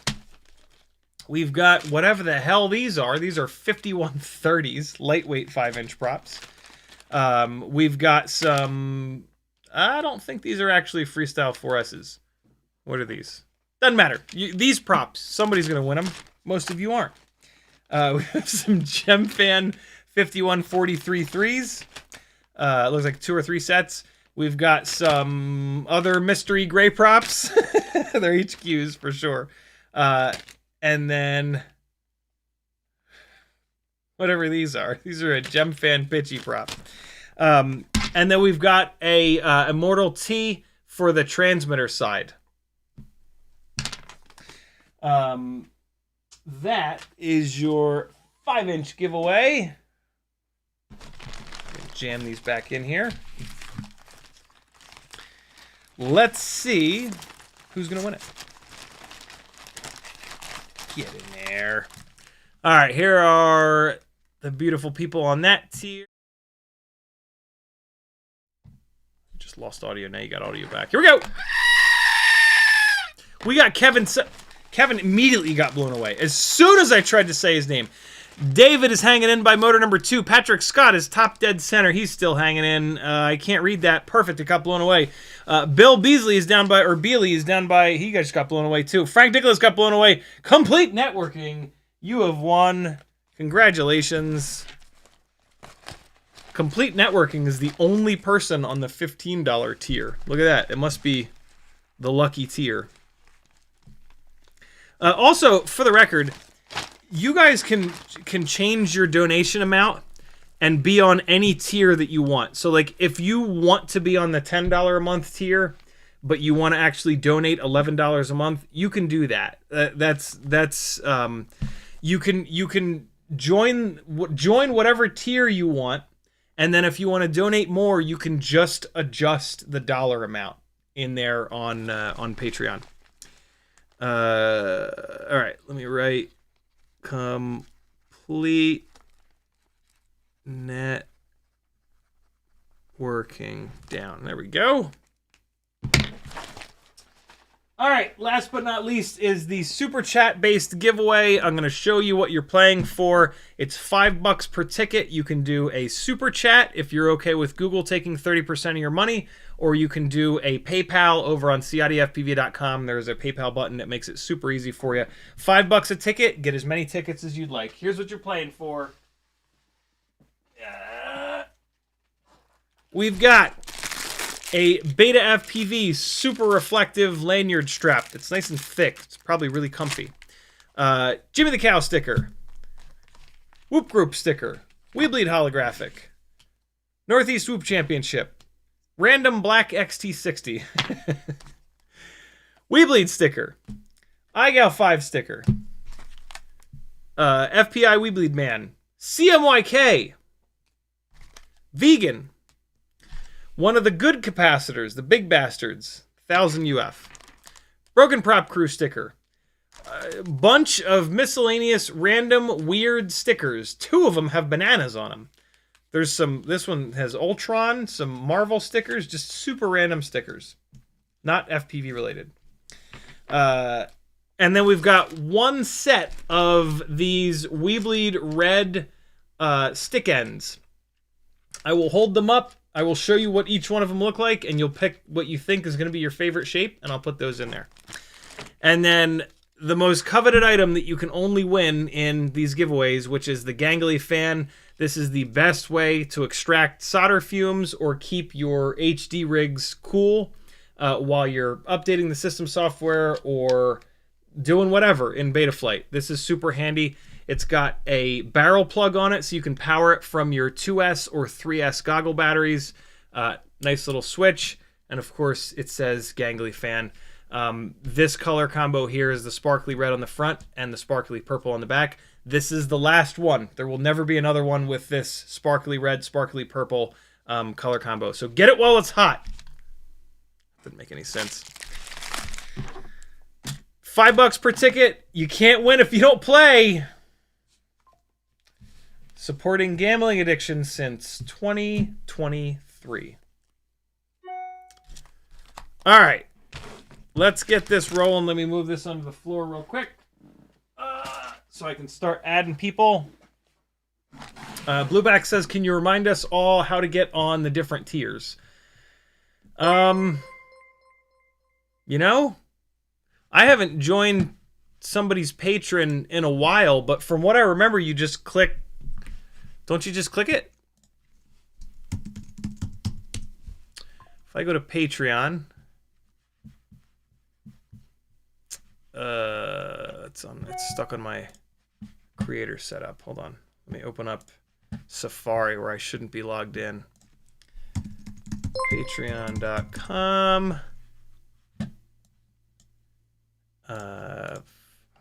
Just show me somebody. Hold on, let's see. Find a creator, whatever. FPV. There we go. What do we got?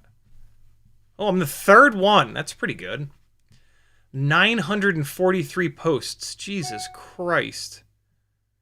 I'm already on rosters. Well, I'm already on most of these. I'm not on David's. So, membership options. Yeah, you should be able to just click it. Can you not just, like, click it? I mean, I'm sure it's going to then make you log in and put your credit card info and all that shit. But, yeah, I think you should just be able to click it. Oh, look, you can gift a membership. That's really cool. Yeah, there you go. Link to my Patreon is on CiottiFPV.com, or you can just go to Patreon, apparently, and type FPV, and I'll be the 2nd one. Or the 3rd one, maybe. I don't know. I think Rosser might have been in front of me. All right, so let's start getting these tickets filled up. Denzilla says 2 rerolls, please. What that means is I type in reroll. And then I'm going to leave my typo. And there's going to be 1 reroll, and there's going to be 1 re-rule. So if re-rule comes up, I don't know what we're going to do. But if re-roll comes up, then we'll respin the thing. It used to be a wheel, so we all of us OGs talk about it in rolls because we used to roll the wheel or spin the wheel. Thank you, Danzilla. Genki with a $5 super chat. He says that gangly thing looks useful AF. That is what she said. All right, Genki is going to go right under re-rule. Julio with a $19.99 super chat for 4 tickets. He says, let's win.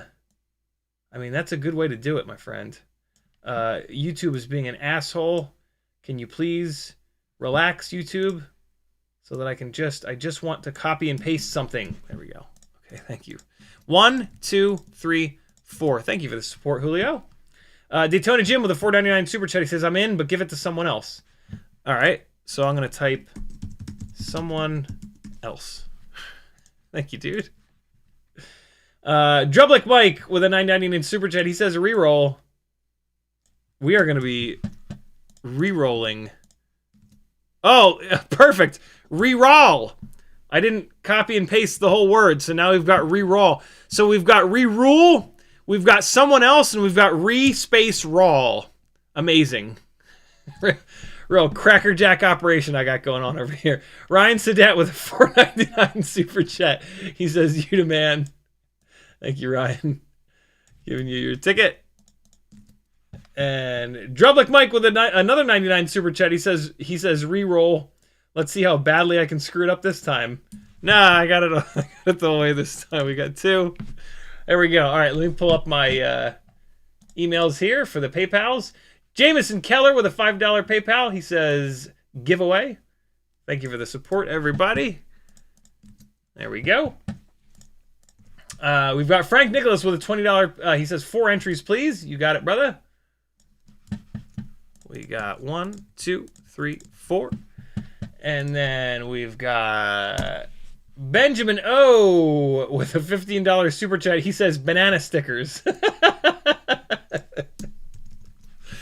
$15 for banana stickers is a good deal. 1, 2, 3. Oh, for God's sakes. 1, 2. Go down a line. Oh, user error. Thank you, Benjamin. Brian Kirk with a $5 PayPal. He says, super chat giveaway. You got it, friend. 1 ticket for you. And then Michael Julio with a... Oh, Michael Julio became a $10 member of Patreon. Thank you, Michael. All right, so I think we're good. Let me double check. Drublick Mike with a $9.99 super chat. He says, and now my entry. You got it, dude. And 1, 2. All right, I should have everybody. If you don't see your name on here, and you're supposed to be on here, speak now or forever hold your wanger, also known as your piece. Double Deuce with a last-minute PayPal. He says, give me 1 ticket, please. You got it, my friend. And there we go. Got you on there. Anybody else? Jamie Flies says, thanks for the call out. You're certainly welcome. Thanks for putting stuff on YouTube for us all to watch. Bluebacks, we got that. Frank Dr. Nicholas, we got you. Blueback says, bought a ticket on PayPal. All right, you should be good, I think, right? Because I think down farther, you said Jameson is Blueback, and I'm pretty sure I got Jameson in here. Yep, did indeed. Uke says, 1 more for Gankle. Did I? There it is. There it is. Awesome. I got you. I see it. All right, Gankle, I got you on here. Thank you for that, Uke. All right, I think we're good. Let me just click over here, and cool. Mail's current. Good to go. Let's see who's going to win. This button, this button, this button. Go. Someone is going to win many things, and that person is not going to be... I thought for sure that I could just look at one of these and read the name and it would immediately get blown away, but it's not true. Frank Nicholas is hanging in on the right. It's Frank Nicholas. There it is. Frank, congratulations, brother. You got some cool stuff coming to you. Let me just write your name on here. And, oh, hey, Frank. Which, hold on, let me make sure I'm on the right scene. Which set of thumb grippies would you like? You better still be here in the chat. We've got this one, the big bastard. There is this guy. There is this guy. There is... I'm putting these in order so you can just say the number that you want. There's this one, which is pretty much perfectly round. Why are all these sound effects coming through now? Why is it so delayed? That's very weird. And then there's definitely one more, but I can't I can't tell. How can I not tell the difference between these? Am I blind? Oh no, there's 4 of the same one. Oh, look at that. I didn't even realize that. Yeah, those are your 4 options, Frank. Which one do you want? There's 4 of these. I did not realize that. Let me know. By the way, these are made by second one long, awesome. These are made by Thumb Grippies, and there's a chance that they might have gone away, but maybe not. I hope not. But you know, scary times. Scary fucking times. You got it, Frank. Thank you, dude, for being an ultra supporter, one of the OGs, and just an awesome all-around human being. And the rest of you. If you're here, you're probably a pretty good person, because, boy, I be talking some shit about not great people, and so most not great people just bail when I start hammering on any number of things. Wait, no, these go here. Oh, and I gotta write your name on here. All right. Thanks to everybody for playing. Thanks to everybody for supporting. You guys are awesome. One of the coolest communities in FPV. Hands effing down. I'm a little bit biased, though. Shit sticks. Hey. Ooh. Let's watch some of the flight footage and take a look at a couple of the black box logs. What do you say? Hey, what do you say? Because, yeah, like I said earlier, I've been busting my ass on this testing for the last, like, better part of a week, to be honest, if you include all the 2-inch stuff. But the 2-inch stuff, I was a lot less annoyed doing, because it was making more sense. I'm at my wit's end with the 2.5-inch stuff not making sense. I got a new power supply today, which was awesome. I think I forgot to mention that too.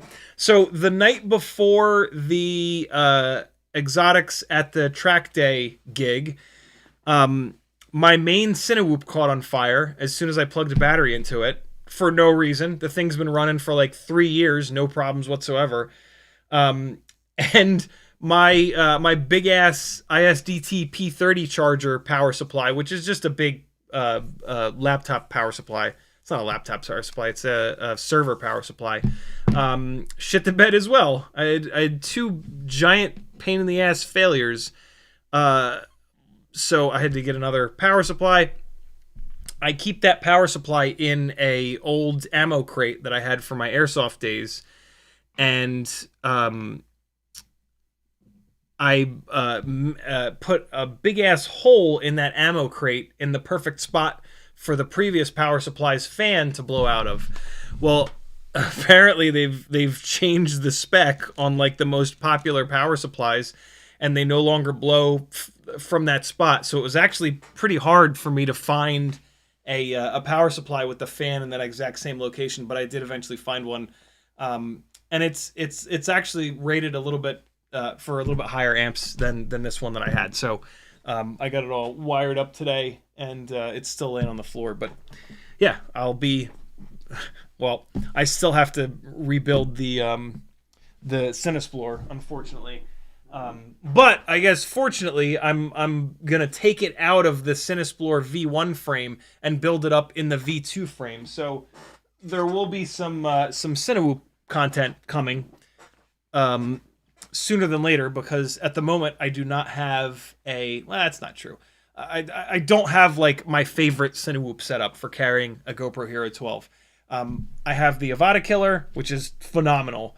And it technically will carry a Hero 12, just not as happily as this setup because it's on smaller motors, smaller, lower kV motors.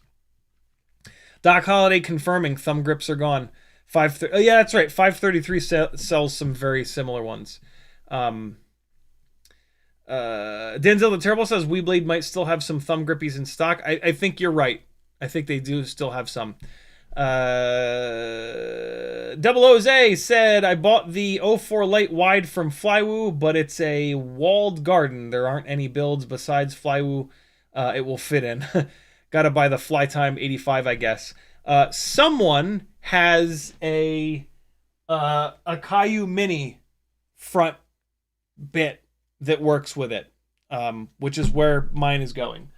But it's interesting. I didn't even think of that. I did not even think of that. What's the mounting like on it? Is it not? Does it not have like a somewhat standard screw mount that you can just run a TPU loop off a set of front standoffs for? Cool. Let's take a look at some of this flight footage here. We got another like 12-ish minutes. So, oh well, here's the other battery that I flew at the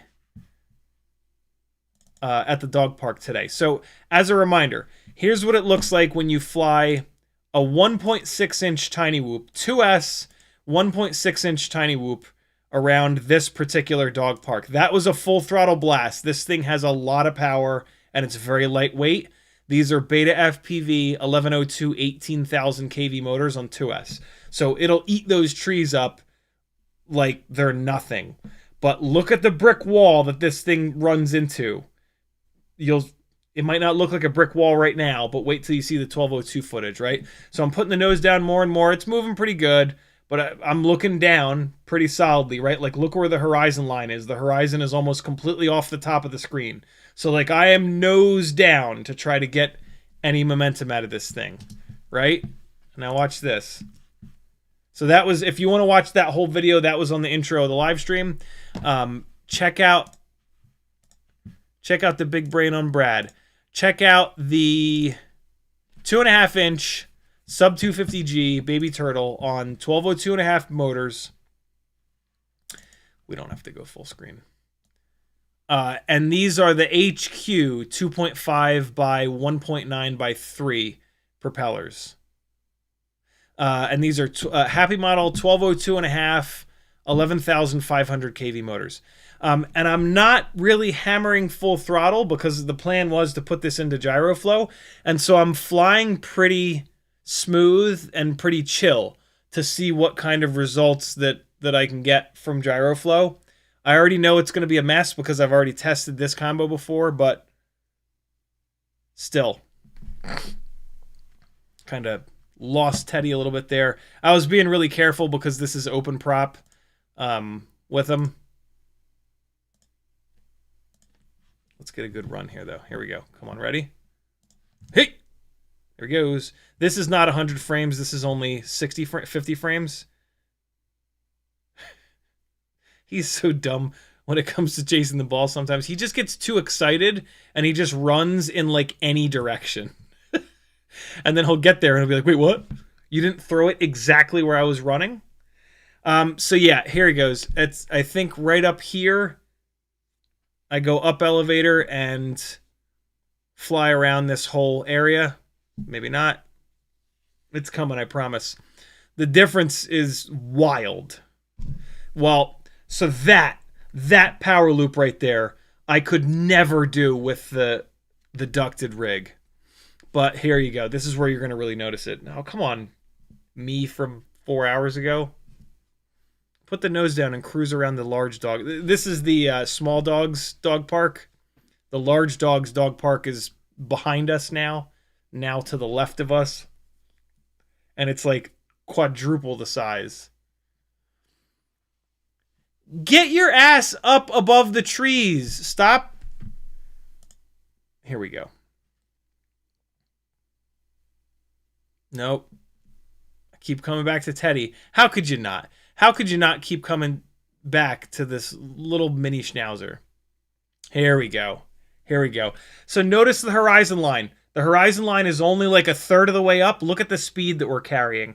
That is open prop, and that is, I mean, it's mainly open prop. It is bigger prop, though. This is a 2.5-inch prop versus 1.6. This is raw. This is not put through gyroflow. Gyroflow is going to massacre this. We'll check it out in a second. But yeah, that, like, if you want to know what open prop builds do better than whoop builds, that right there is it. That ability to just cover ground, just go 30, 40, 50 miles an hour without having to look straight at the ground.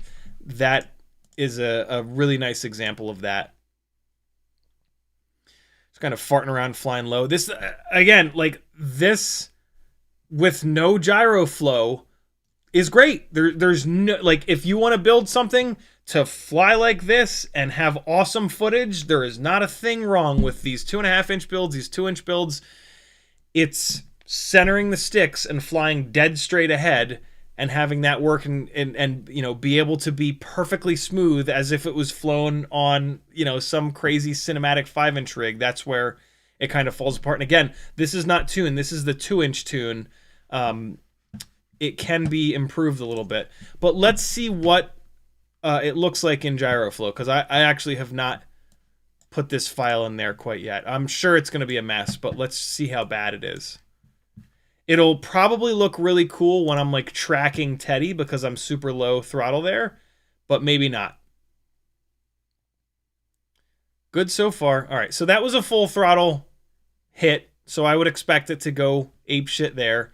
It's going to go nuts again here. Here comes full... Oh, I guess not. It's looking good in here, though. It's not freaking out when I'm low on the throttle. But we're going to... The real test is going to be when I'm up at the treetops, flying around the treetops. Because then I'm not high throttle, but I'm like in the middle. This is probably like 25% throttle right here. Just on those like basically hovering kind of scenarios. This is good, though. This is... I'm actually kind of impressed. It's doing okay. Boy, am I light on the throttle for all this hovering stuff, though. That was pretty good there, though. It did not freak out once in this. Okay, this is our... there it went. Okay, yeah, all right. So now it's going to start to fall apart. So let's see here. Yep. Yep, there it is again. There it is again. Again. I mean, I'm flying it hard here, though, for in fairness. Yeah, well, that was full throttle. I would expect it there. It's doing a little bit better than it was in front of the house, although now is going to be the real test. Let's see.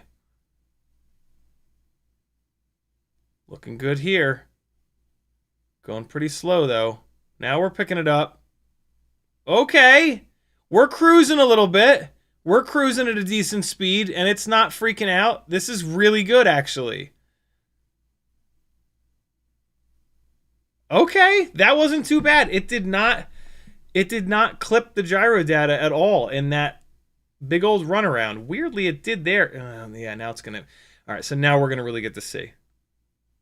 So coming up here, I'm going to actually start covering some ground, and let's see what it's like. It's right after this. Here we go. Okay, so let's see. This is the real test. Clean, clean, clean, clean, clean. Nope,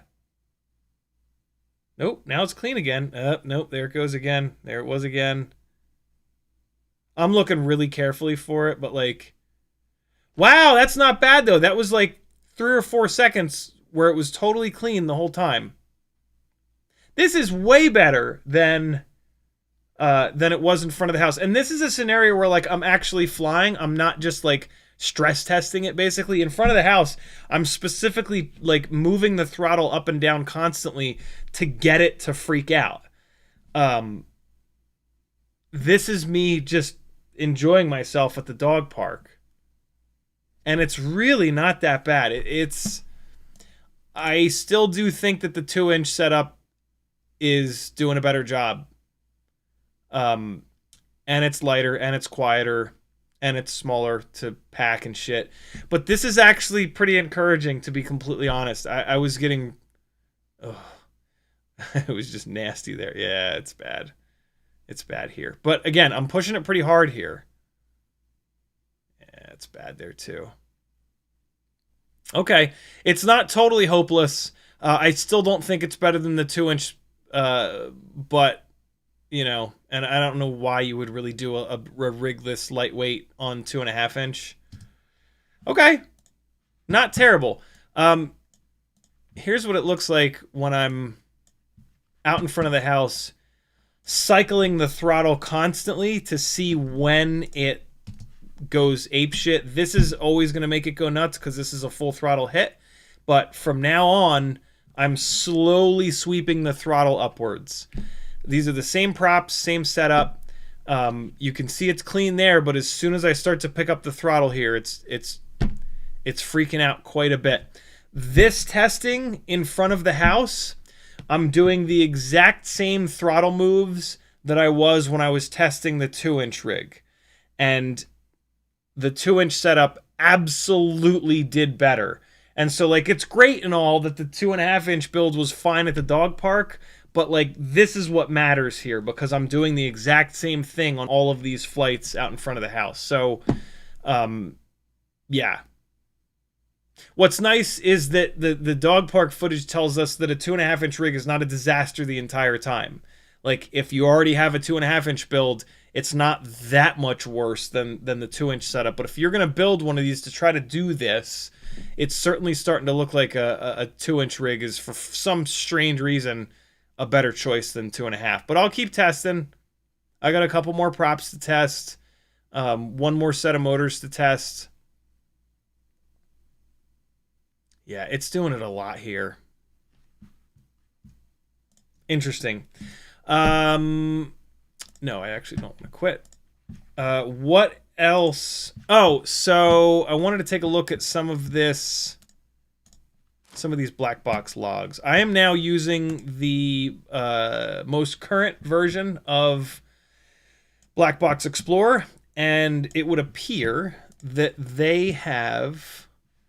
it looks like they've changed the...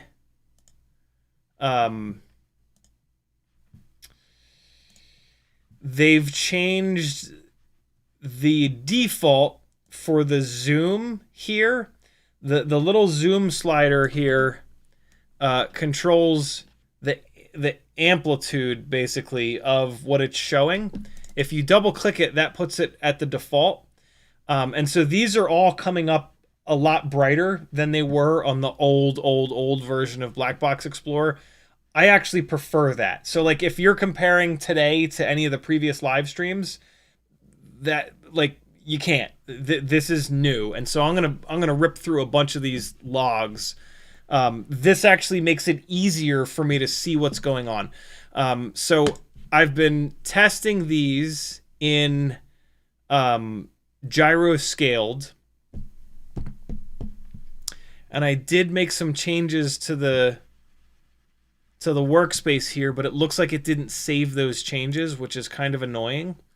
On yesterday's live stream, Brandon's Baked Beans rightly commented that in the Black Box tab in Betaflight, you can actually now in Betaflight 4.5 and newer, you can turn off gyro scaled as the debug mode because it records gyro scaled by default.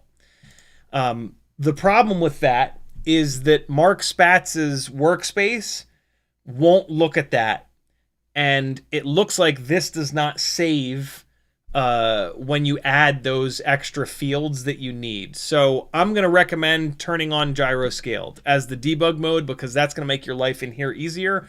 Also, it doesn't. The theory behind turning gyro scaled off and not double logging it was that it would make the black box logs last a lot longer. They really didn't last much, if any, longer. And so I think you should put debug mode to gyro scaled, regardless of what version of Betaflight you're on. And then when you click gyro scaled here, it's going to work. Otherwise, what you have to do every time, it looks like, is go into, you click graph setup. Sorry. You click graph setup down here. You open this up. You need to add a field. This is the roll axis. So you need to add a field, and then you need to drop this down, and then you need to pick unfiltered gyro roll. Then you need to go down to the pitch section, add field, drop this down, unfiltered gyro pitch, and then you need to come down here to yaw, add field, unfiltered gyro yaw, and then you need to apply changes. And now, until I close this, they're going to be here. You can see them there, unfiltered gyro roll, unfiltered gyro pitch. So yeah, some of these logs that I have done are using that unfiltered. So I had to do this right now, but I'm going to stop doing this. I'm not going to do this. I'm going to start putting the debug mode onto gyro scaled, like I've always said, so that I don't have to do this every single time. But let's take a look. First up, I'm just going to rip through these. We're going to take a look at the unfiltered yaw, because I think that for detecting out of balance propellers, I think that yaw is our best bet. And so unfiltered gyro yaw, there we go. All right, so this, what you're, and so the whiter it is, the worse the vibrations are. Cool. So this is the HQT 2.5 by 1.9 by 3. Here comes the GemFan 2540s, a little bit worse. Here are the Azure 2540s. I think they're about... Oh, fuck. Why did it do that? Where is it? Where's the... Okay. It worked yesterday. What the hell? That's one of the black box logs that I did do. Well, I guess we'll just skip it. This is the GemFan 2540s. Okay, what the hell's going on? Where's the data?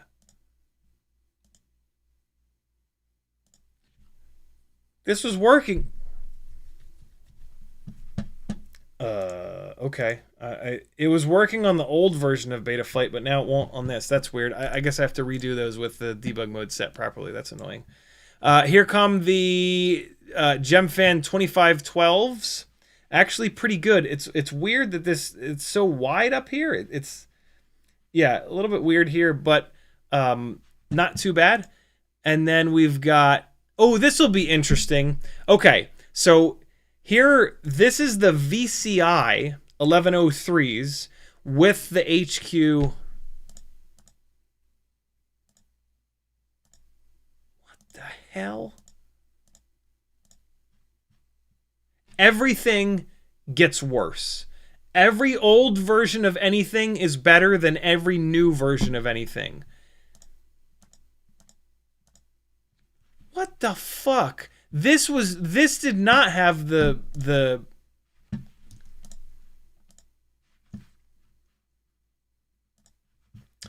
back to the old black box I go. Where the hell is it? It's in here, isn't it? Yep. All right. Old black box works fine.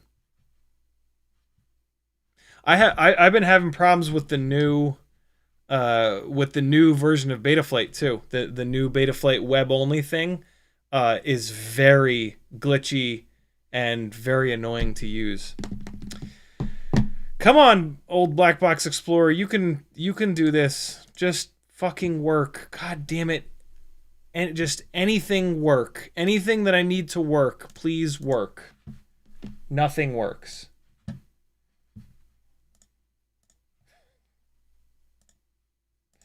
It's like a cruel joke every time I try to use anything that uses electricity. There it is. Good Lord. Okay. So. Come in here. Analyzer. And it fucking quit. Cool. Let's try it again. There we go. Jesus Christ. Hey, there we go. All right. Analyzer display. Blow it up. Hey, look at that. We've got... Oh, and look, it actually remembered the shit that I added. And then we're going to go into the waterfall. And... Hey, now we're talking. Okay, so I want to pull the yaw up. There we go. There's yaw. And you see how the intensity is much lower on this older version of Betaflight. I actually don't... Black Box Explorer, I actually don't like. I like the newer ones being a little bit more intense, but that's okay. So check this out. Here are the VCI 1103s on the HQT 2.5 by 1.9 by 3s. And now here are those same props on the Happy Model 1202.5s. Let's see. I haven't compared these yet. Let's see what happens. Should be exactly the same. Oh boy! What the hell? What is that about? That can't be right. That cannot be right.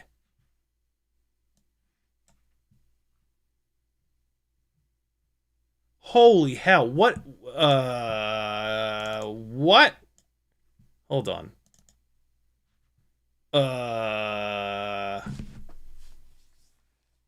Okay.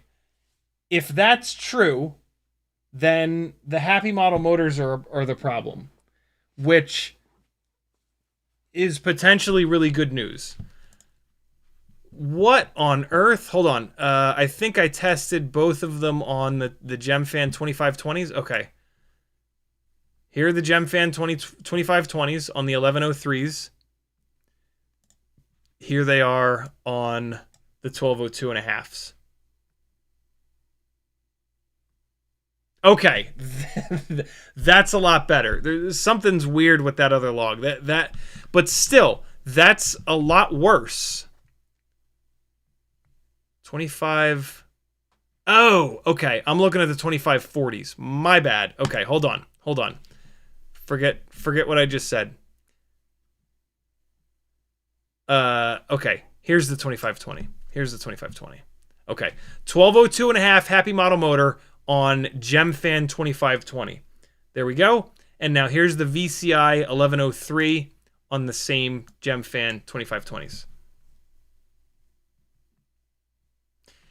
The 1103s are a lot quieter. Super interesting. Okay, the other props that I tested on the VCI 1103s are the 2540s, the GemFan 2540s. Oh, okay. What the hell's happening here? I don't remember it looking like that. What in the world? Hold on, let me drag this in again. Is it? What is happening? Oh, okay. This is not a good log. This is why is this log like this? This is a terrible log. Look how short this log is. It's just one throttle pump, two throttle pumps, and then nothing. This is a hot mess. Okay. So this black box file is worthless. I didn't realize that I'm actually going to delete that because this is nowhere near enough to generate a good graph from. Okay. Why is this other one so weird? Hold on. Is it this one? T2.5 by 1.9 by 3? This is a proper log here. We got lots of ups and downs, and we've got like 47 seconds of flying. This is enough. And yeah, that's what I would kind of expect it to look like. Okay. T2.5 by 1.9 by 3. And so same propeller. Here it is on the 1202.5s. Wow, that's a mess. It is a lot shorter of a log here, though. There's only a couple throttle pumps here. I think what's happening is I'm doing a long log on one set of props. I'm not emptying the black box out. I'm putting another set of props on. I'm doing another log, and it's only recording a little bit. So this is 43 seconds, though. Well, that makes me happy because that maybe points to these Happy Model 1202.5s being out of balance and being a problem. And that would be awesome because that would maybe explain why the hell this is not better than the 2-inch build. So I'm going to stop testing propellers on these motors, get them the hell off of here, and put these GEP RC Speed X2 1202.5 10,000s on and continue the testing on these because it's looking a little suspect with these Happy Model 1202.5s. Cool. That weirdly makes me feel better. Let me get caught up on chat and then I will see you guys again on Wednesday. B. Kirk says, I got a 3D print for the 04 Lite wide angle. Nice. You willing to share it in our little Discord? Gamepad Ariel with a $5 super chat. Thank you, brother. He says, I got caught up and missed most of the stream, but thanks for all the knowledge you dish out, bro. You're certainly welcome. Thank you for you and all the other folks for allowing me to dish out the good stuff. Brandon's Baked Bean says, yeah, not bad. What 2.5-inch frame is this? It is the Sub 250G Turtle Pro, I think it's called. Unfortunately, you can't get it anymore on CNC drones. I have messaged Sub 250G FPV a bunch of times, actually, and he hasn't gotten back to me. I hope I didn't hurt his feelings in some way, and he's pissed at me. But yeah, I don't know if we'll ever be able to get this, which sucks because I really like this frame. I really do like having the camera inside of the front standoffs rather than having a floppy chunk of TPU hanging off the front. But having the camera on a chunk of TPU on the front might actually help with these gyroflow issues. So after I swap these motors out and do some more testing, the frame is going to get changed to see if that affects anything. GameHat says, if you're going to do this kind of a build, the 2-inch is better. TF is TFW WTF backwards. I'm parts committed to a huge batch of 2.5-inch. 2-inch seems better for just this very specific thing that I'm trying to do. Most people like the 2.5-inch open prop builds. More efficiency, more runtime, more power. Personally, I like the 2-inch builds better. I think they have better flight characteristics from an all-up weight to propeller size standpoint, and for whatever reason, they see it seems to do better in gyroflow. But you being committed to 2.5-inch as someone who sells these things is probably a better idea because people tends to gravitate towards 2.5. So Jimmy the Cow is back. He says moo. Brains Baked Bean says that's weird. My web app version seems to keep the unfiltered gyro in the noise plots workspace when using UAV Tech trace template, but whatever works is what works well in the end. Yeah, isn't that the truth? It remembers. It does remember.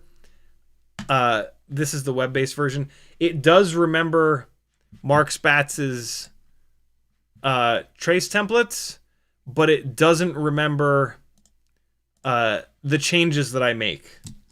Right? See, I had to add that. I had to add that gyro scaled This is the debug gyro scaled. I had to custom add the non-debug gyro scaled, and it's now gone on roll, pitch, and yaw. But there was some other weird shit that this was doing, so I might stop using this and just go back to the old reliable desktop version here. Ryan Sadat says, did you ever get around to trying the GemFan 1407? That's the new 1.4 inch I mentioned. Just watched your streams on 1.4 and didn't see you mention it. 1407?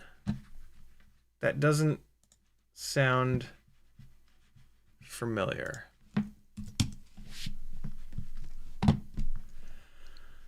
Uh, 1407. Looks like this is it. Nope, that's not it. 1407. Nope, that's a motor.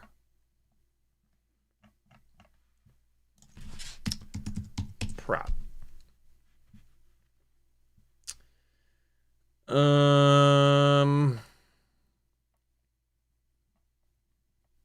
Where is that prop? Google doesn't seem to think that prop exists. Usually when that happens, if I go to TinyWhoop or Weebleed, I can find it, but it doesn't look like it's on TinyWhoop.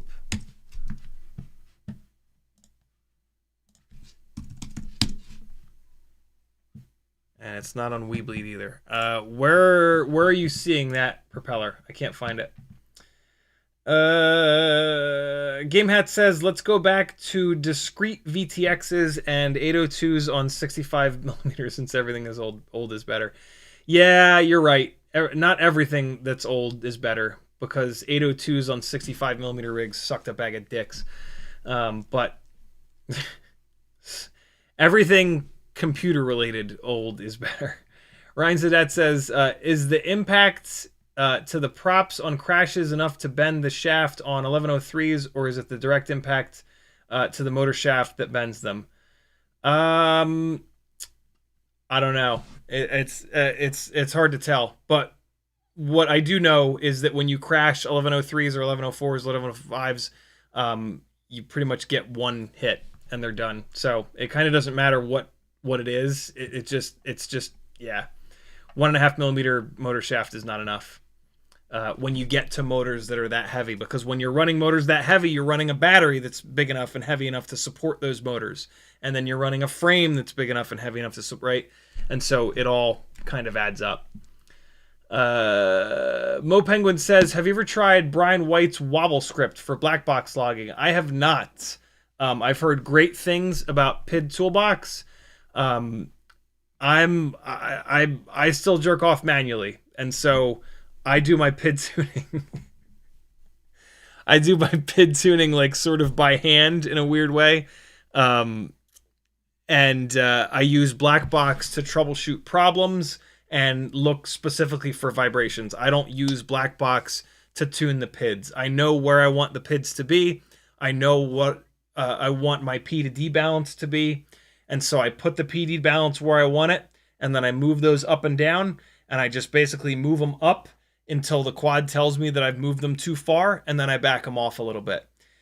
Could I get them a little bit closer to perfect using PID Toolbox or black box logs? Absolutely. Do I want them closer to that razor's edge? Absolutely not.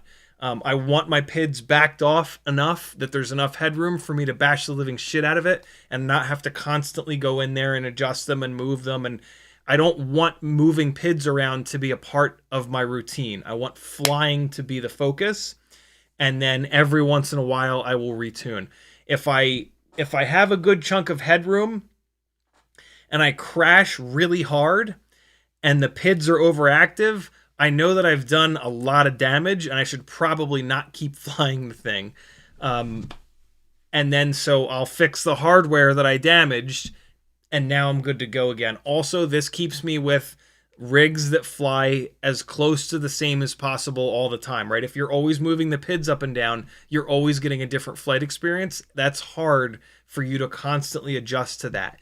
If you pick a PID setup that's aggressive, but not overly aggressive, on motors and props and a frame that's not totally demolished, then you've got a really nice baseline.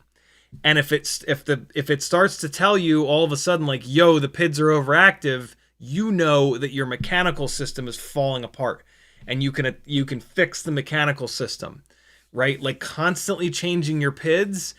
That's a great way to have a quad that you keep pulling the PIDs this way.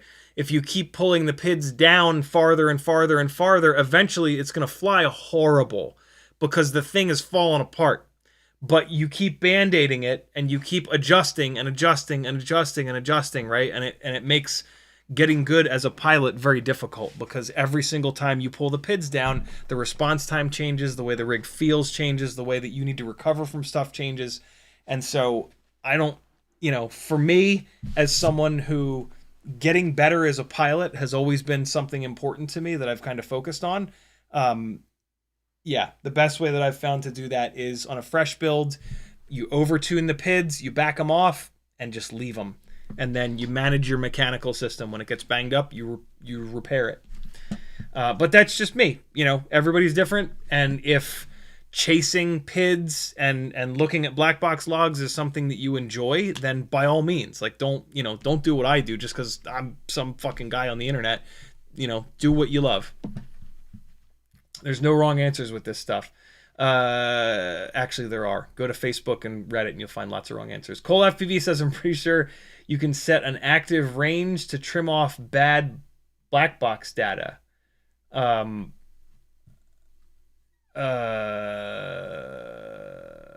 Yeah. In a black box log, you can set a beginning and an end. If you turned the black box on when you were on the ground, and when you went to take off, like you bumped the ground or something like that, you would want to trim that off.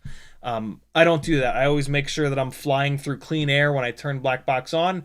I make sure that when it's logging, I don't hit anything, and then I make sure I turn it off before I land or before I hit something.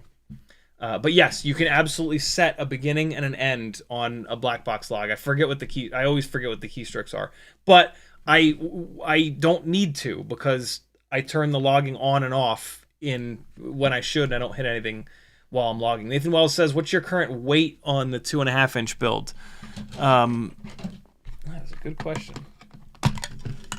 Let's compare it to the 2-inch build. Well, we can't compare it to the 2-inch build because the 2-inch build is on analog. But this guy is 61 grams dry.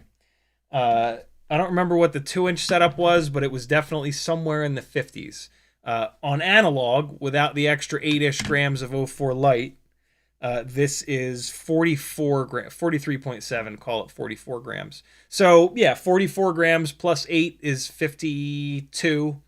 Add another gram or two, 53, 54 maybe, for the dry 2-inch setup versus 61.3 for this 2.5-inch rig on admittedly motors that are too small. That's not a great don't have that dry weight as your target for a 2.5-inch build, because these 1202.5s are too small for these props. You're going to want your 2.5-inch build to be heavier than that, because you're going to want bigger motors. Minimum like 1203, I would say. 1303s are going to be a good choice, or 1204s are going to be a better option.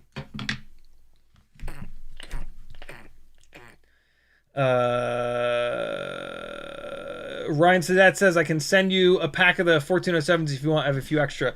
I'd rather you just tell me where they are. I just need to look at them. I've probably run them. 1409. 1409. Okay. Yeah, the 1409s. Those are the tri-blades? I think those are the tri-blades, right? There they are. Yes, those are the tri-blades. They are not as well balanced as the HQs, of course, and they are too heavy. The only setup that I've found that works and actually does anything better than the 1.2 or 1.6 inch builds is an ultra lightweight 1.4 inch setup. I actually have two of them at the moment, but this is the one based on the old Air 65. And yeah, the only way for me personally to have one of these 1.4 inch builds do it. So the problem with the 1.4 inch builds is that there's only one frame, and the frame only holds a 300 mAh battery. And so we're super limited by the battery. And so now you go from a 1.2 inch prop to a 1.4 inch prop, which is significantly bigger if you do the percentages, right? And so the prop is a lot heavier, and so that would normally require a bigger motor. You run a heavier, more draggy prop on a bigger motor on the same battery that you expect from a smaller rig, and you end up with like really short run times, like a minute and a half, minute 45 seconds. And when you have your run times that low, it hurts the battery. And so your batteries don't last very long. It gets annoying changing the batteries that often. You only get like 30, 40 seconds of like good power before the battery is like low voltage and not really doing all that well. And so after literally years of trying different 1.4 inch setups, there's probably like 20 live streams on the channel here of me. Basically every single time a new 1.4 inch prop came out, I would take a rig, put it back into the frame, try it on a few different sized motors. And yeah, this is the only setup that has ever worked. It's the lightest of the 1.4 inch props, the GemFan 35mm S, I think they're called. Super lightweight AIO, lightweight 0702s, lightweight canopy, lightweight camera, just light, as light as possible. And what this setup does is float quite a bit, but the response time kind of sucks. These 702s definitely struggle with this big, heavy, draggy propeller. And yeah, it's interesting to fly, but I very rarely fly them because it's like a one-trick pony. Like when you chop the throttle, it floats for a little bit longer than the 1.2-inch setups, but the response time is worse, the run time is worse, the power to weight ratio is worse. This frame is okay, but there's nothing special about this frame. It's a kind of an old school frame. But yeah, it doesn't. It's insane that I have two of them. I'll say that. I'm surprised that I even have one.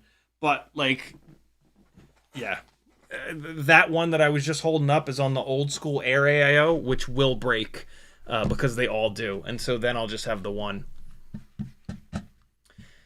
Mo Penguin says, that makes a ton of sense for the black box stuff. I was driving myself nuts trying to get that perfect tune, but I've gone back to just setting a safe baseline. Yeah, man, don't need black box to tune. You do not. I have never tuned using black box in over 10 years. Ryan says, do you still have your 1.2-inch 04 build together? And if so, is that what is it running? I have the one that I used to chase the RC drift cars, but the freestyle one I took apart pretty quickly because the latency of 04 indoors is way too much. The runtime is terrible because an extra 8 grams is way too much for a 1.2-inch build. And I think I tested on all the motors, but it needs lots of power. It needs the highest kV motors you can get because the 8 extra grams is way too much for something that small. So yeah, I do not recommend it.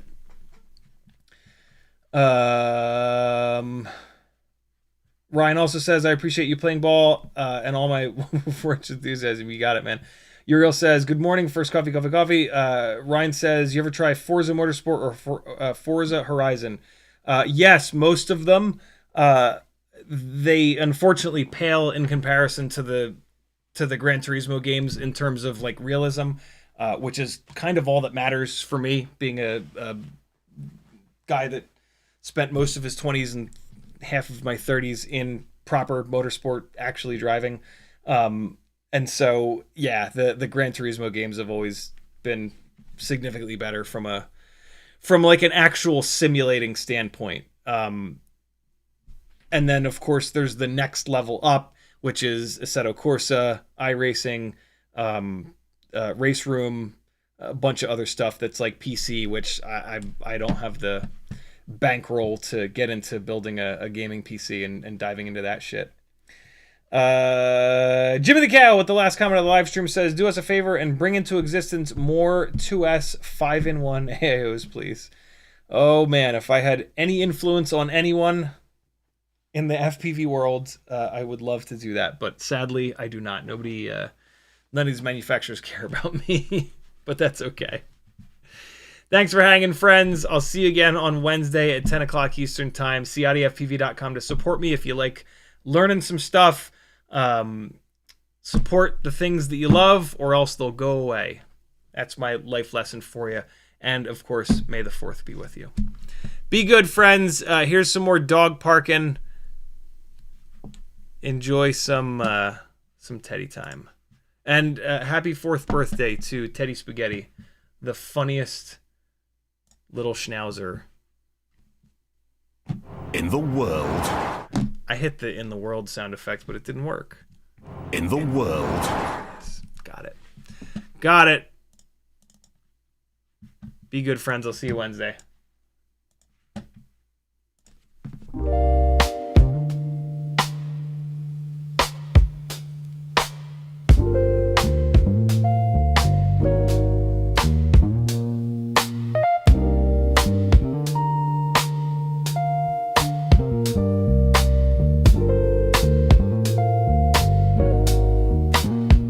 Yeah. Out in in the yard where the grass grows wild. CiottiFPV's goggles locked, grinning like a child. Teddy Spaghetti's fur flies and jet wash dreams, yeah.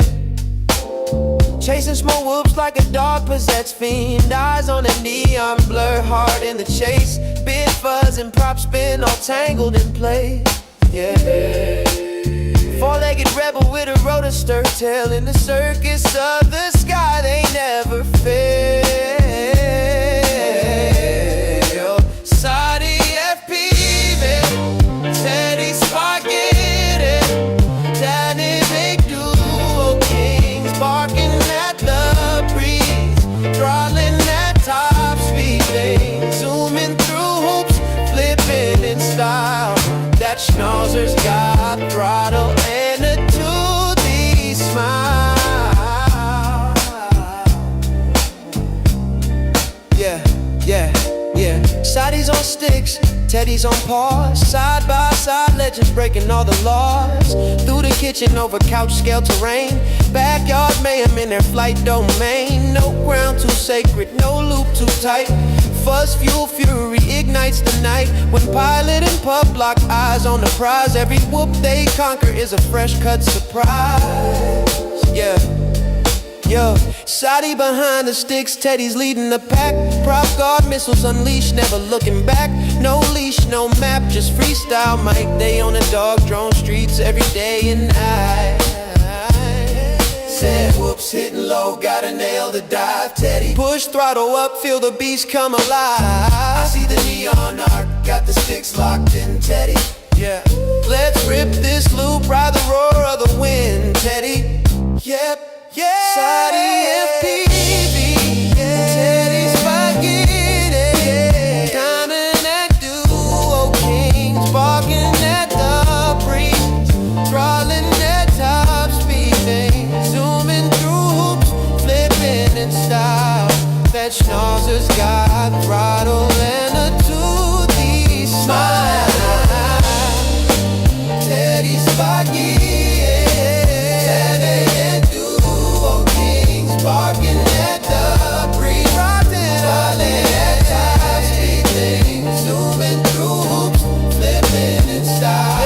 That schnauzer's got throttle and a toothy smile. Yeah, when you hear that bar cut the rotor hum, you know Ciotti and Teddy's mission's just begun. FPV's fur-faced legends, legends singing loud.